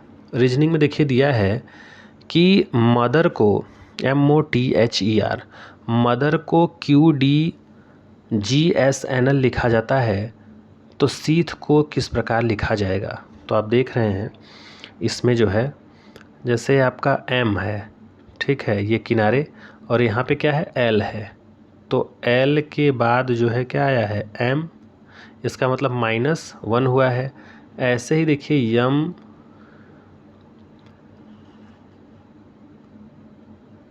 के बाद क्या आता है O, तो -1 इधर भी हुआ है। अब देखिए यस के बाद टी आता है -1, कहने का मतलब कि सब में -1 हुआ है, ठीक है, और वो भी विपरीत, तो जैसे यस है तो यस का क्या हो जाएगा, यस का क्या हो जाएगा, आर हो जाएगा यहाँ पे, ठीक है। एच में एक ठो कम करेंगे तो क्या हो जाएगा, जी हो जाएगा। फिर आपके ई में एक कम करेंगे तो 4 पे क्या आ जाएगा, डी आ जाता है, ठीक है। ऐसे ही आपका ए में एक कम करेंगे तो जेड आ जाएगा, ठीक है। सब में एक एक कम करते चले जाएंगे। टी है तो टी का क्या हो जाएगा बताइए, तो यस हो जाएगा, और यच जो है 8 पे आता है तो 7 इसका क्या हो जाएगा, ये जी हो जाएगा। तो जो हमारा राइट आंसर बनेगा वो बनेगा आपका GSZD GR, DSZD आपका राइट आंसर ये हो जाएगा, एक एक कम करके लिखा था। अब देखिए ब्लड रिलेशन से क्वेश्चन है।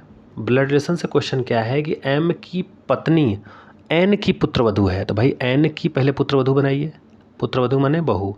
देखिए N, तो N का कोई लड़का होगा, भाई कोई लड़का होगा, और इसकी कोई वाइफ होगी, माइनस दिखा देते हैं, ये प्लस, ये इसका पुत्र रहा होगा, ठीक है। तो एन की पुत्रवधू है कौन? एम की पत्नी। एम इसका मतलब ये यम है, यन का पुत्र यम हो गया, इसकी पुत्रवधू है यम की पत्नी। यम की पत्नी एन की क्या है? पुत्रवधू है, अर्थात ये इसको ससुर और इनको पति बोलेगी। ठीक है, अब क्या कह रहा है कि पी ओ का पति है जो कि यम की बहन है। यम की बहन पी ओ का पति है। पी किसका पति है? ओ का पति है, जो कि क्या है? यम की बहन है। अब देखिए ये आपका क्या हो जाएगा? ओ हो जाएगा। अब इसमें देखिए यम की बहन बताया है तो ये यन हो गया, यहाँ पे ओ हो जाएगा और यहाँ पे इसका पति पी हो जाएगा। ठीक है, अब ध्यान रखिए यन आपका क्या है? ये इसका पिता हो गया किसका? एम का। ये प्लस है, ये इसकी क्या है? वाइफ हो गई। ठीक है, और यम की कौन है? बहन भी है। कौन? ओ। और ओ का पति कौन है? पी। देखिए ये प्लस ये माइनस, ये भी पति पत्नी है, ये भी पति पत्नी है। फ़र्क क्या है कि ये एन का लड़का एम है और एम की बहन ओ है। ठीक है, तो अब देखिए ये इनको क्या बोलेगा? ये एम पी को तो जीजा बोलेंगे और पी एम को क्या बोलेंगे बताए? साला। ठीक है, और इनको ये कौन क्या बोलेगा? ससुर। तो अब रिश्ता किससे पूछ दिया? किसका पूछा है आपका? पी का एन से। ए भैया, तो पी का एन से, एन क्या बोलेगा इसको? तो दामाद बोलेगा ना, और इनको ससुर ये बोलेगा। तो आपका राइट आंसर क्या हो जाएगा? सन इन ला हो जाएगा। नेक्स्ट देखिए कैलेंडर से क्वेश्चन पूछा है, तो कैलेंडर का मैंने एक पहला वीडियो इसमें डाला हुआ है रीजनिंग का, उसको आप देख लीजिएगा। इसमें देखिए होता क्या है, 1600 से लेकर के 1699 तक का कोड आप 6 रखेंगे, फिर 1700 से लेकर के 1799 तक का कोड 4 रखेंगे, दो घटाते हुए, फिर 1800 से 1899 2 रखेंगे, फिर 1900 से 1999 तक का कोड आप 0 रखेंगे, फिर इसके बाद 2000 चलेगा, 2000 से लेके 2099 तक का कोड फिर 6, फिर इसके आगे जो है 3000 से लेकर के 3099 तक का कोड आपका 4। ऐसे ही मतलब क्रम चलता रहेगा। ये चीज़ एक याद रखिएगा। एक मोबाइल नंबर की तरह एक और कोड रखिएगा, से 033 61 46 25 0 35, और अगर लीप ईयर है तो यहाँ पे 6 हो जाएगा जनवरी का कोड, और ये फरवरी का कोड 2 हो जाएगा। ठीक है, इतना बस याद रखिए आप। अब देखिए करना क्या है, आपसे पूछा है कि 31 जनवरी 2007 को कौन सा दिन होगा। तो इसमें सिंपल करना क्या है, पहले आप डेट लिख दीजिए 31 प्लस जो साल है उसका लास्ट का 2 अंक 07। ठीक, अब इसमें 4 से भाग दे दीजिए जितनी बार जाए, जैसे 4 दूनी 8 ज़्यादा हो जा रहा है तो एक बार ही, तो यहाँ पे कितना लिखेंगे 101 प्लस, देखिए 3 चीज़ होगी, 5 चीज़ों की आवश्यकता होती है। एक, अब देखिए माह कोड बचा है और साल का कोड, तो 2007 है तो 2000 के अंतर्गत कितना आ जाएगा? 6 कोड इसका होगा, तो यहाँ पे हम क्या लिख देंगे 6 प्लस। अब देखिए महीना कोड, चूँकि 2007 लीप ईयर तो है नहीं कि हम कुछ चेंज करेंगे, तो सीधे सीधे जो है आपके जनवरी का कोड क्या हो जाएगा 6 हो जाएगा, तो यहाँ पे 6 लिख देंगे। अब बटे 7, 7 से क्या करेंगे भाग लगा देंगे, तो ऐसे भी कर सकते, 7 से 7 ये पूरा कट जाएगा, इसको छोड़ दीजिए, 6 और 1 मिलके 7 ये भी कट जाएगा। ठीक है, अब यहाँ पे क्या हो जाएगा, देखिए ये 31 है तो 1 दे दीजिए इसको, तो ये आपका कितना हो जाएगा 30, और 7 चौक 28 और 2 30, तो आपका कितना हो जाएगा 3 बचेगा इसमें आपका, तो 3 का कोड क्या हो जाएगा बुधवार। भाई 31, देखिए 31 जनवरी 2007 को आपसे पूछा है तो 31 लिख दिए, 7 लिख दिए, 4 से भाग लगाएंगे 1 हो गया। अब देखिए यहाँ पे आपका जनवरी का कोड कितना हो जाएगा, सॉरी यहाँ पे 0 रहेगा, यहाँ पे क्या हो जाएगा 0, तो 6 और 1 7 कट जाएगा, 7 से 7 ये 7 चौक 28 29 30 31 आपका 3 हो जाएगा, तो आपका क्या हो जाएगा बुधवार। नेक्स्ट देखिए आपका दिया है क्वेश्चन कि 4 शब्द दिए गए हैं जिनमें से 3 किसी न किसी तरह से क्या है, एक समान है और एक असमान है, उसका पता लगाना। से त्वचा विज्ञान में डर्मेटोलॉजी के अंतर्गत किया जाता है, नेफ्रोलॉजी में वृक्क संबंधी या गुर्दा संबंधी जो है उसका जो है अध्ययन किया जाता है, कार्डियोलॉजी में हृदय संबंधी, और माइकोलॉजी कवक विज्ञान। तो ये आपका क्या हो जाएगा, अलग हो जाएगा। कैसे अलग हो जाएगा, क्योंकि इसमें जो है चूँकि त्वचा विज्ञान, वृक्क विज्ञान और हृदय रोग ये क्रमशः जो है त्वचा, वृक्क और हृदय से संबंधित शाखाएं, जबकि जो कवक विज्ञान है इसके अंतर्गत कवक हो गया, कुकुरमुत्ता हो गया, राइजोपस हो गया, म्यूकस आदि का क्या किया जाता है, अध्ययन किया जाता है। तो ये सबसे क्या हो जाएगा, अलग हो जाएगा। नेक्स्ट देखिए करंट अफेयर से भी क्वेश्चन पूछा जाएगा एग्जाम में। तो इसमें देखिए पूछा है कि जुलाई 2022 में किस स्वदेशी विमानवाहक पोत के समुद्री परीक्षण का चौथा चरण सफलतापूर्वक जो है पूरा हुआ है, तो INS विक्रांत। ठीक है। नेक्स्ट है जुलाई 2022 में प्रथम भारत पशु स्वास्थ्य शिखर सम्मेलन का आयोजन कहाँ हुआ, तो नई दिल्ली में। अग्रदूत समाचार पत्र किस भाषा में प्रकाशित होता है, तो असमिया में होता है। नेक्स्ट है कि जुलाई 2022 में रक्षा मंत्रालय ने निजी क्षेत्र के 3 बैंकों को जो है विदेशी खरीद में वित्तीय सेवाएं प्रदान करने की मंजूरी प्रदान की है। इसमें से कौन सा शामिल नहीं है, तो कोटक महिंद्रा जो है इसमें शामिल नहीं है। नेक्स्ट है आपका कि जुलाई 2022 में कौन महाराष्ट्र विधानसभा के नए अध्यक्ष जो है निर्वाचित हुए। तो ये काफ़ी कम उम्र के निर्वाचित हुए हैं, ये भी करंट अफेयर इसलिए चर्चा में रहे हैं। तो राहुल नार्वेकर ये महाराष्ट्र विधानसभा के नए जो है अध्यक्ष निर्वाचित हुए हैं। एकनाथ शिंदे वहाँ के मुख्यमंत्री हैं और देवेंद्र फडणवीस उप मुख्यमंत्री हैं महाराष्ट्र के। नेक्स्ट क्वेश्चन है कि जून 2022 में जारी वैश्विक शांति सूचकांक में 2022 में भारत की स्थिति क्या है, तो 135वें स्थान पे भारत है। नेक्स्ट है कि राष्ट्रीय जनजातीय जो है अनुसंधान संस्थान NTRI कहाँ स्थापित किया जा रहा है, तो नई दिल्ली में। तो आप लास्ट तक जो है वीडियो में बने रहिए। नेक्स्ट है आपका कि मार्च 2022 में वर्ल्ड गवर्नमेंट समिट 2022 का आयोजन कहाँ हुआ, तो दुबई में हुआ। जून 2022 में किस राज्य में सुरक्षा मित्र परियोजना शुरू हुई, तो केरल में सुरक्षा मित्र योजना शुरू हुई है। केंद्रीय स्वास्थ्य मंत्री डॉक्टर मनसुख मंडाविया द्वारा घोषित स्वदेशी टीबी संक्रमण त्वचा परीक्षण का नाम क्या है, तो CTV रखा गया है परीक्षण का नाम। नेक्स्ट है म्यांमार की मुद्रा, देखिए आपसे पूछ दिया है सीधे सीधे जो है आपके, तो म्यांमार क्यात है। नेक्स्ट है घुमुरा कहाँ का लोक नृत्य है, तो उड़ीसा का है। नेक्स्ट है कि कलिम्पोंग हिल स्टेशन कहाँ है, तो पश्चिम बंगाल में है। भारत में कितने राज्य हैं, तो 28, केंद्र शासित पूछे तो 8 इस समय। राष्ट्रीय युद्ध स्मारक कहाँ आपसे पूछा है क्वेश्चन में है, तो नई दिल्ली में है। आपका राइट आंसर C। सार्क का सचिवालय पूछा है काठमांडू। अगर सार्क की बात की जाए तो सार्क की स्थापना 8 दिसंबर 1985 को होती है। कब होती है, 8 दिसंबर 1985 को होती है। सार्क का पूरा नाम अगर आपसे कभी कभी एग्जाम में पूछता है, SAARC, south Asian association for regional cooperation. इसमें 8 देश हैं, कौन कौन सा है, बांग्लादेश है, भूटान है, भारत है, ठीक है, इंडिया है, उसके बाद मालदीव, नेपाल, पाकिस्तान, श्रीलंका और अफगानिस्तान है।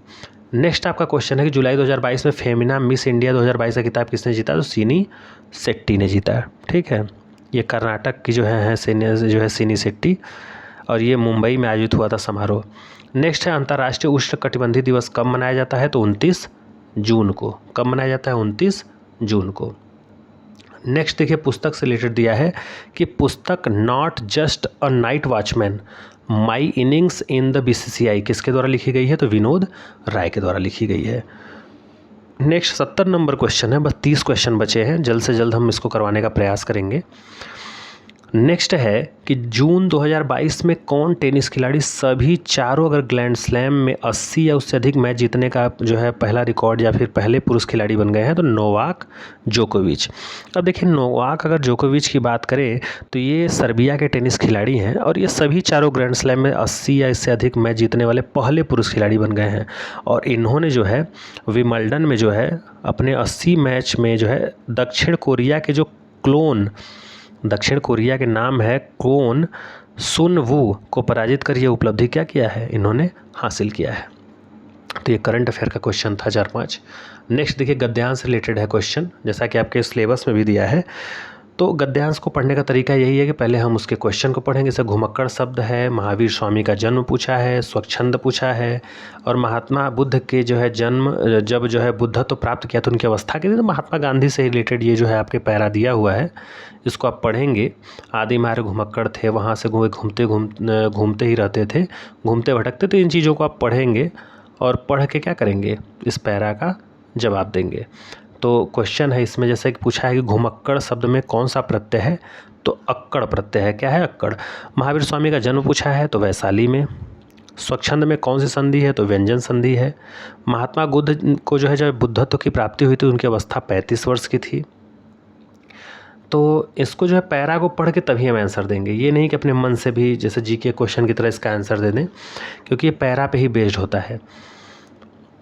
श्रुति धर्म का क्या अर्थ है, तो वैदिक धर्म होता है। फिर देखिए 76 से 80 तक आपका पैरा चलेगा। मानव इतिहास में हजारों साल तक शून्य का कहीं अता पता नहीं था, शून्य की अवधारणा, तो ये शून्य से रिलेटेड जो है आपका पैरा है। और इस पे बेस्ड आपका देखिए क्वेश्चन है कि शून्य के बारे में कौन सा वाक्य सही है, तो शून्य मानव जनित आविष्कार है, ये आपका हो जाएगा, ये सही बात है। संख्याओं के संदर्भ में कौन सी अवधारणा समझाना जो है सबसे कठिन है, तो शून्य 1 से छोटा है। विश्व में किसने पहले शून्य को संख्या के रूप में मान्यता दी, तो भारत, शून्य का आविष्कारक भारत ही है, ये आप जानते भी हैं और पैरा में भी दिया हुआ है। शून्य एक ही समय में एक अमूर्त विचार और एक वास्तविकता है, इसका आशय क्या है, यह दिखाई नहीं देता परंतु इसका क्या है, अस्तित्व है। शून्य की अवधारणा आने पर भी मनुष्य जो है बहुत समय तक संख्या क्यों नहीं समझा होगा, तो ये मूर्त चीज़ों से शून्य की संबद्धता न होने से। 20 क्वेश्चन और बचा हुआ है। ये देखिए रेखा, ये आपके मैथ के डाटा से जो है रिलेटेड है, चीज़ों से, ग्राफ से रिलेटेड। तो इस पे लगभग मान के चलिए कि आपका 10-15 क्वेश्चन इससे आपका आएगा, तो ये भी काफ़ी इंपॉर्टेंट हो जाता है। इसमें दिया है कि देखिए 2010 से 2015 तक जो है 2 ऑटोमोबाइल कंपनी है और इसमें निर्मित वाहनों की संख्या को दिखाया गया है। कहने का मतलब कि कंपनी ए है और कंपनी बी है। जो डॉटेड से है ये चीज़ें वो कंपनी ए की हैं और ये कंपनी बी है। यहाँ पे वर्ष दिया है 10, 11, 12, 13, 14 और 15।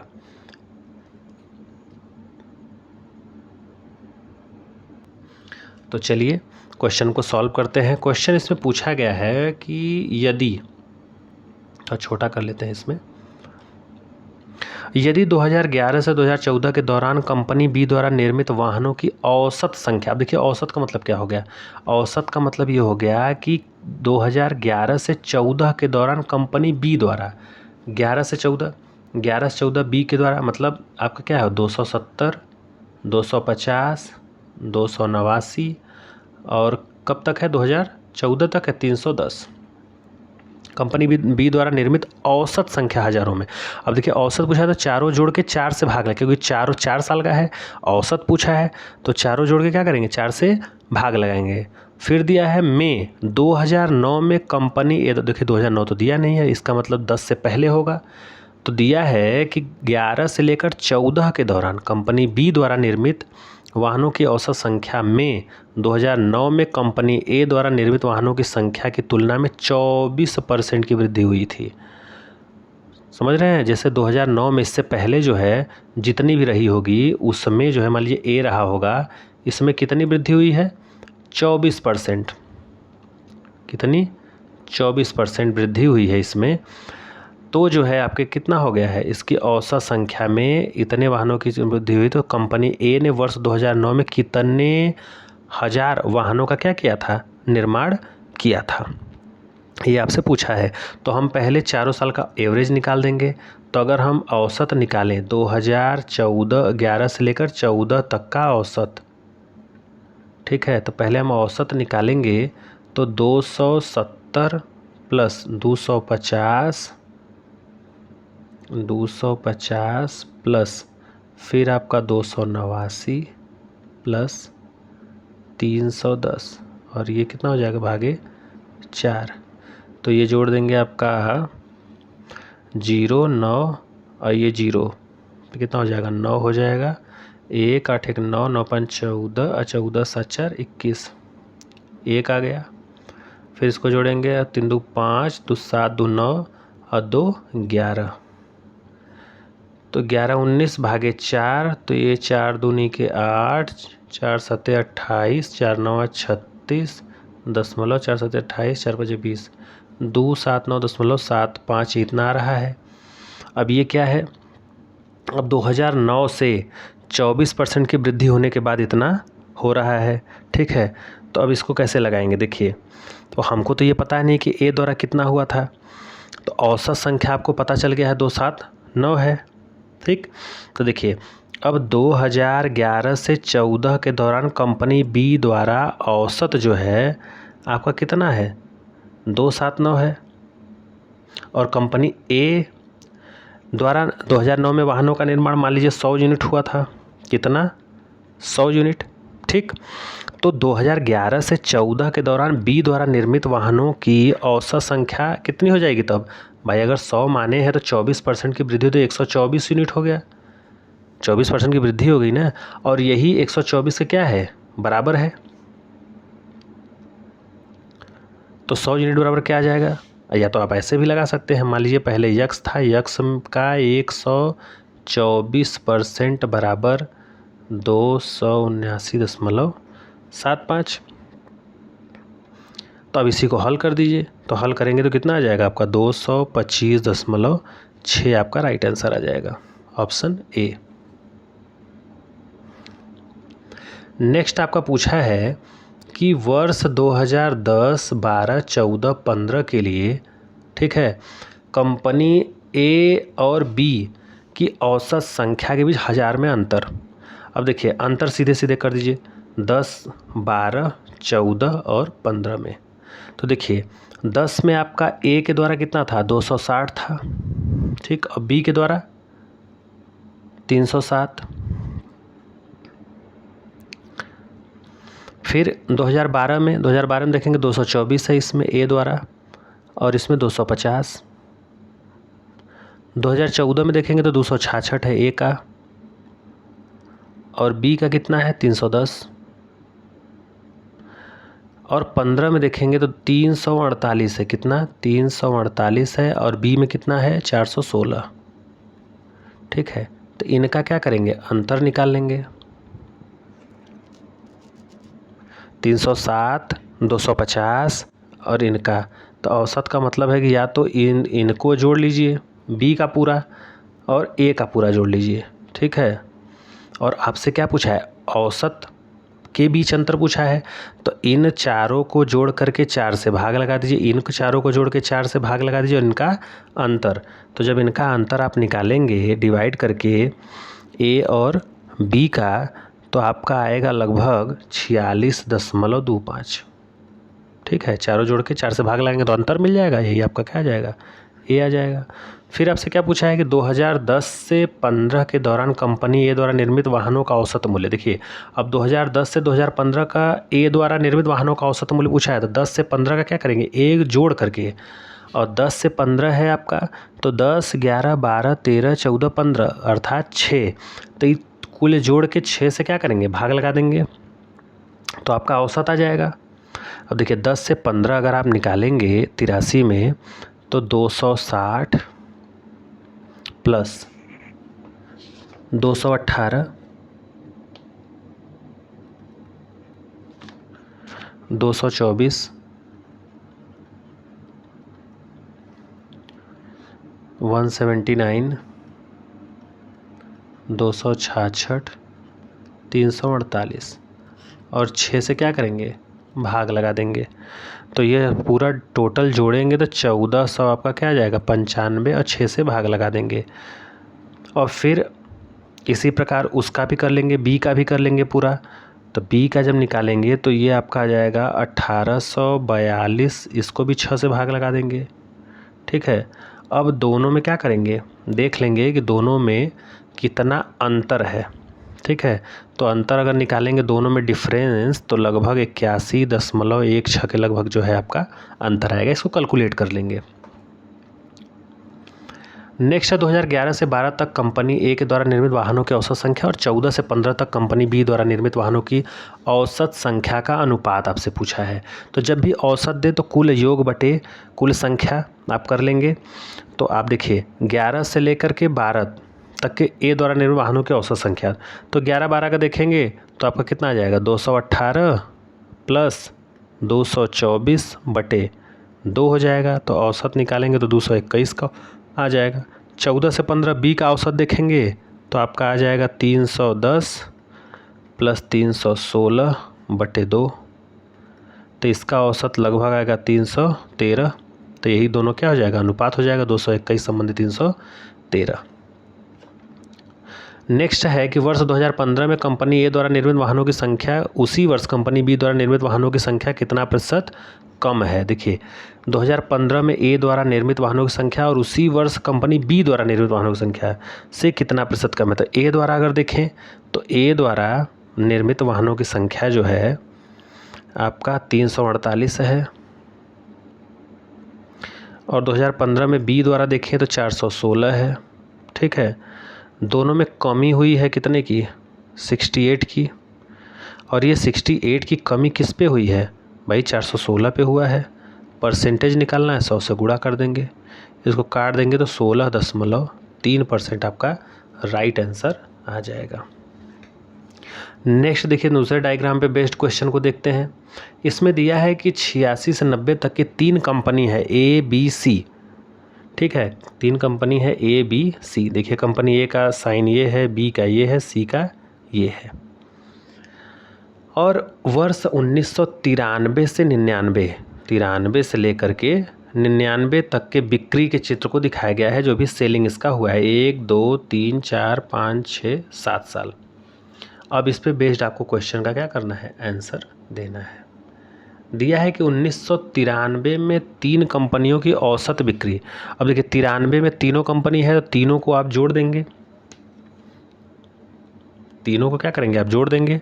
और 1998 में औसत बिक्री के बीच अंतर कितने का था। तो देखिए 1993 में तीनों की अगर औसत बिक्री हम देखें तो भैया 30, 60 और 80 ये है, और तीनों का है तो औसत के लिए 3 से भाग लगा देंगे तो 170/3 ये आ जाएगा। और फिर 1998 में देखें तो 50 फिर 80 और प्लस 100, और इसमें भी 3 से भाग तो 180 8 5 13 230/3 ये आ जाएगा। अब दोनों में अंतर अगर देखें तो नीचे हर बराबर 170 230 है तो 60/3 बराबर 20, यही आपका क्या है अंतर हो गया। नेक्स्ट दिया है किस वर्ष में कंपनी ए और बी की बिक्री के बीच न्यूनतम अंतर है। तो देखिए अगर न्यूनतम अगर अंतर की बात की जाए तो देखिए न्यूनतम अंतर कब है, देखिए ये है 1996 वाले में। देखिए 1996 में क्यों है, क्योंकि देखिए ये आपका यहाँ पे है, यहाँ पे है, ये आपका यहाँ पे है और यहाँ पे है, एक सीध में है। तो ये आपका क्या है न्यूनतम। न्यूनतम किस में हो जाएगा 1996 में आपका क्या है न्यूनतम अंतर है।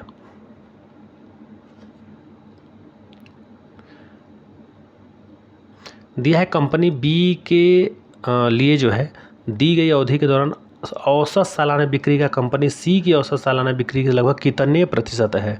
तो भाई बी के लिए दी गई अवधि के दौरान औसत सालाना बिक्री पूछा है 88, तो औसत निकालेंगे इसका टोटल जो है तो 60 प्लस 90 प्लस 120 फिर प्लस 90 सब जोड़ देंगे 60 प्लस 80 प्लस 100 ये टोटल जोड़ देंगे, और जोड़ने के बाद क्या करेंगे 7 से भाग लगाएंगे, टोटल संख्या 7 हो गई। तो औसत कितना आ जाएगा 600/7 आ गया। और ऐसे ही सी का देखेंगे पूरा सालाना बिक्री, तो सी का देखेंगे तो 80 प्लस 40 प्लस 60 प्लस फिर 60 है, फिर 80 है, फिर 100 है और लास्ट में 140, और ये भी 7 है तो इससे भी भाग लगा देंगे। तो ई टोटल कितना आ जाएगा आपका 8,000 तो ये हो जाएगा आपका 560/7, या इसको 80 कह सकते हैं। अब देखिए इसमें कितना आ जाएगा, ये इसको अगर लगभग आप देखेंगे तो इसको तो लगभग 85 दशमलव कुछ आ जाएगा 7, और ये 80 है। तो अगर हम कितना कम है सब क्या पूछा है आपसे यही ना पूछा है कि सी कंपनी बी के लिए दी गई अवधि के दौरान औसत सालाना बिक्री का कंपनी सी के औसत सालाना बिक्री लगभग कितने प्रतिशत है। तो x% है या कुछ मान लेते हैं, तो ये हो जाएगा 80/85.7 गुणे 100। तो इसको लगभग हल करेंगे तो ये 93.33% जो है आपका लगभग आएगा। ऑप्शन डी हो जाएगा। नेक्स्ट क्वेश्चन है आपका कि कंपनी बी की बिक्री में अधिकतम प्रतिशत वृद्धि किस वर्ष हुई है। तो 1994 में हुआ है मैक्सिमम, ठीक है, क्योंकि 90 से 60 30 की वृद्धि हो गई। अब देखिए वर्ष 1996 में कंपनी सी की बिक्री और 98 में कंपनी बी की बिक्री का अंतर कितना है। तो 1960 में 96 में निकाल दीजिए। तो 1996 में अगर निकालेंगे आप तो ये इसकी बिक्री 60 है, और अगर 98 में कंपनी बी की बिक्री देखेंगे तो ये आपका कितना है 80 है। अंतर कितने का हो गया 20 का हो गया। तो ये हमारा राइट आंसर 20 हो जाएगा सीधे सीधे। दिया है कि दी गई तालिका का अध्ययन करें और दिए गए प्रश्नों के उत्तर दीजिए। ठीक है, 10 क्वेश्चन और बचे हैं। दिया है कि 2018 के पहले 6 महीने के दौरान ABCD और ई डीलरों द्वारा बेची गई कारों की संख्या है। देखिए जनवरी, फरवरी, मार्च, अप्रैल, मई, जून में। ठीक है, ए 620, 640, पहले डाटा को हम लिख लेते हैं। दिया है फरवरी, अप्रैल, मई में, फरवरी, अप्रैल और मई में सी द्वारा, किसके द्वारा, सी के द्वारा, मतलब ये और ये सी द्वारा बेची गई कारों की औसत संख्या। अब औसत संख्या में क्या करेंगे भाई, तीनों का है तो 3 जोड़ के 3 से भाग लगा देंगे औसत में।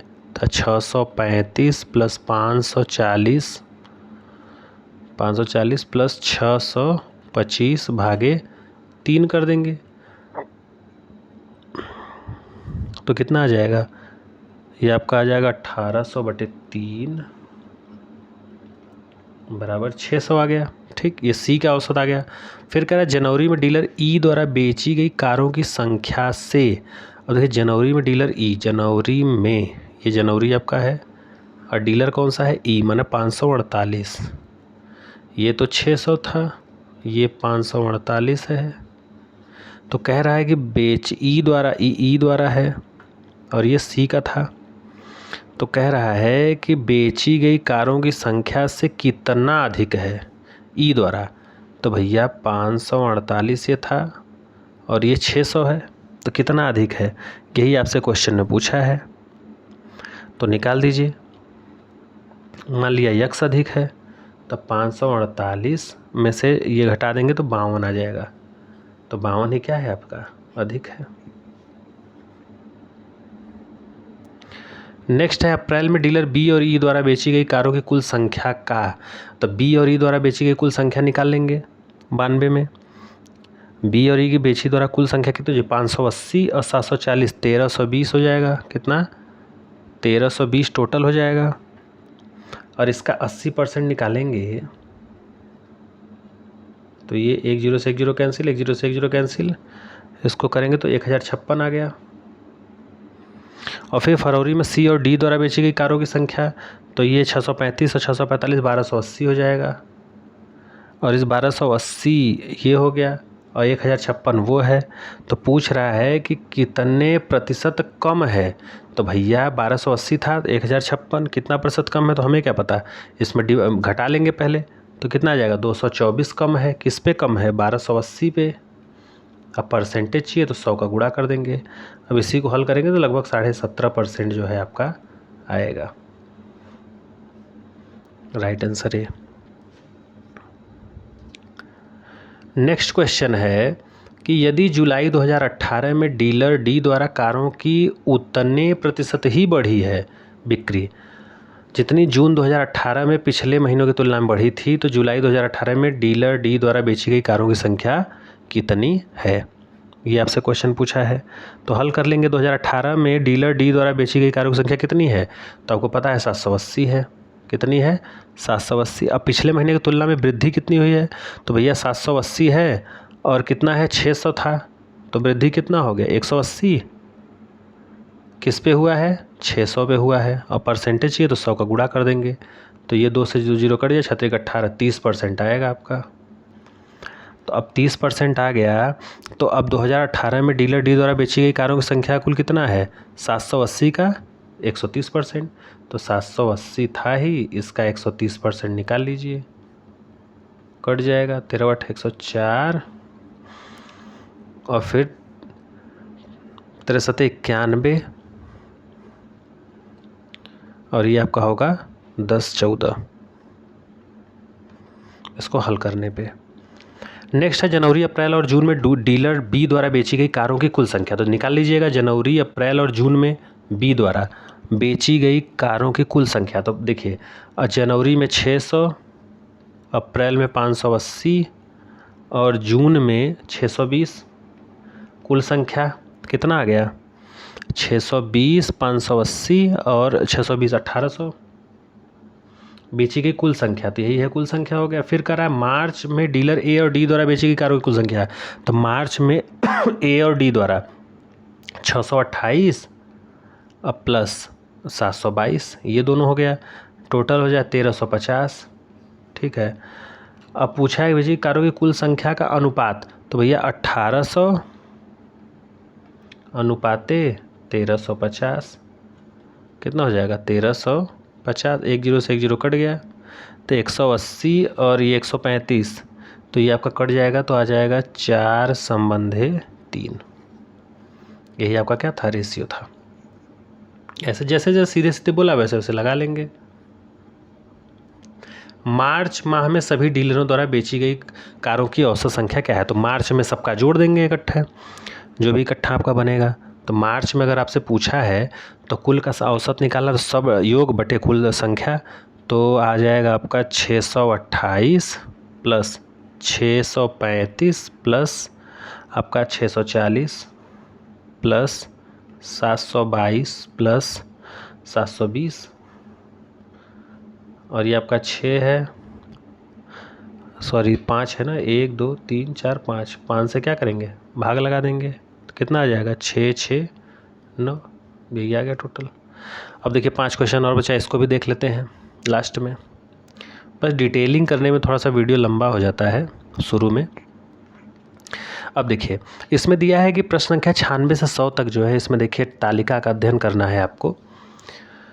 तो वैसे भी एग्ज़ाम में आपको 2 घंटे मिलते हैं, और एक वीडियो में जो है सॉल्यूशन पूरा कराने में कम से कम समय तो लग ही जाता है, उससे ज़्यादा ही, क्योंकि चीज़ों को समझाने और समझने में दोनों में अंतर है। देखिए 96 क्वेश्चन कह रहा है कि कॉलेज बी, अब देखिए इसमें दिया है विषय ए बी सी डी है, विषय है विज्ञान और 7 गणित, कुल छात्र संख्या इतना दिया हुआ है। इसमें आपसे क्वेश्चन में डायरेक्ट पूछ रहा है कि कॉलेज बी, अब देखिए कॉलेज बी को पकड़ेंगे, अर्थशास्त्र विषय 40, और कॉलेज सी के विज्ञान 45, कितना प्रतिशत है, विषय के विद्यार्थी संख्या का लगभग कितना % है। देखिए ये 45 है, ये 40 है, आपसे पूछा है कितना % है, और ये टोटल कितना है 10,000, और ये कितना है 15,000 है। तो कॉलेज बी में अर्थशास्त्र विषय में विद्यार्थियों की संख्या कॉलेज सी के विज्ञान विषय के विद्यार्थियों की संख्या का लगभग कितना % है। तो आप क्या करेंगे, पहले 10,000 का 40% निकालेंगे ना, देखेंगे कितना आ रहा है, और फिर 15,000 का 45% निकालेंगे, क्योंकि टोटल इतना है। तो 10,000 का 40%, ये तो कट जाएगा सीधे सीधे, तो कितना आ जाएगा 40, यही है, 2 0 और लगा दीजिए, 4,000 आ गया। और फिर 15,000 का 45%, 2 0 कट गया, 15 पूरे 75, 5 चौका 60, 7 67, 6,750, ये आ गया आपका। अब इनमें जो है पूछ रहा है कि कितना प्रतिशत है विद्यार्थियों की संख्या की। 4000 है, ये 6750 है। तो 4000 बटे 6750 और गुणे 100, तो लगभग वही 59% के बराबर आएगा, 59.25। आपका ऑप्शन ए हो जाएगा। 4 क्वेश्चन और बचे हैं इसमें। देखिए, यदि कॉलेज के सभी कॉलेज के कुल विद्यार्थियों के आंकड़ों को वृत्त आरेख द्वारा अगर पाई चार्ट के रूप में दिखाया जाए तो कॉलेज ई को दर्शाए जाने वाले त्रिज्यखंड सेक्टर का कोणीय मान। अब देखिए, अगर टोटल देखें तो टोटल अगर वृत्त के रूप में देखें तो ये इसका मान 360 डिग्री होता है और ये 360 डिग्री कुल वैल्यू के बराबर होगा। तो कुल वैल्यू का मतलब वही है, नीचे संख्या उनकी 8000 थी, एक में 15000 थी और एक में 10000 थी और एक में 9000 और 11000। तो कुल मिला जुला के कितना हो गया? 53,000। और यही 53,000 जो है किसके बराबर है? 360 डिग्री के। तो अगर 53,000 में या 360 डिग्री में 53,000 आ रहा है तो आपका 1 डिग्री में कितना आएगा? तो 1 डिग्री में आ जाएगा आपका 360 बटे 53,000। अब क्या पूछा है आपसे? पूछा ई को दर्शाने वाले, तो ई का कितना हो गया? 11,000। तो 11,000 का इसमें गुणा कर दीजिए, 3 0 से 3 0 कट जाएगा और ये आपका आ जाएगा 360 गुणे 11 बटे 53। ये लगभग 74 दशमलव कुछ आएगा, अर्थात 75 डिग्री। अब देखिए, पूछा सभी कॉलेज के विज्ञान विषय के कुल विद्यार्थियों की औसत संख्या। तो सब जोड़ के कॉलेज के विज्ञान वाला जो है टोटल जोड़ के उतनी संख्या से क्या करेंगे? हम भाग लगा देंगे। तो चलिए जोड़ देते हैं।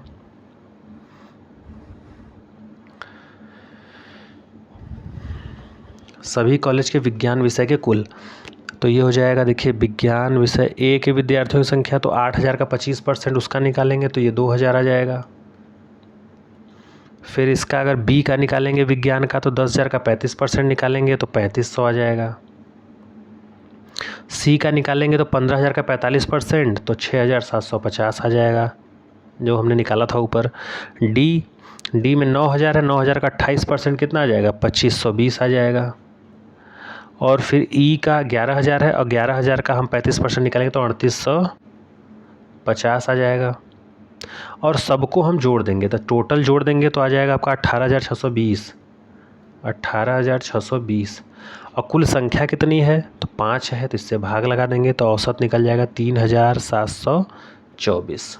कुल जोड़ के संख्या से भाग लगा देना था। पूछा है कॉलेज ए और सी के लिए गणित विषय के विद्यार्थियों का प्रतिशत कितना है दशमलव के एक स्थान तक। तो ए में अगर विद्यार्थियों की संख्या देखें तो ए का कितना था? 8,000 था कुल, और 8,000 में उसका जो है 40%, तो 8,000 का 40, 8 चौका 3200, ये आ जाएगा। और सी में पूछा जाए तो 15,000 का 35%, तो 15,000 का 35% कितना था? 5250। और यही आपसे पूछा है कि ए और सी में गणित के विद्यार्थियों की संख्या, तो टोटल इसको जोड़ देंगे तो टोटल आपका कितना हो जाएगा? टोटल हो जाएगा 8,450 जोड़ने पे। और कॉलेज ए और सी में गणित के कुल विद्यार्थियों की संख्या, तो ये आपका 23,000 है, इसको जोड़ लेंगे। सारा डाटा खाली ऐड करना है आपका। कैलकुलेशन जितना फास्ट होगा उतना जल्दी आप आंसर दे पाएंगे एग्ज़ाम में।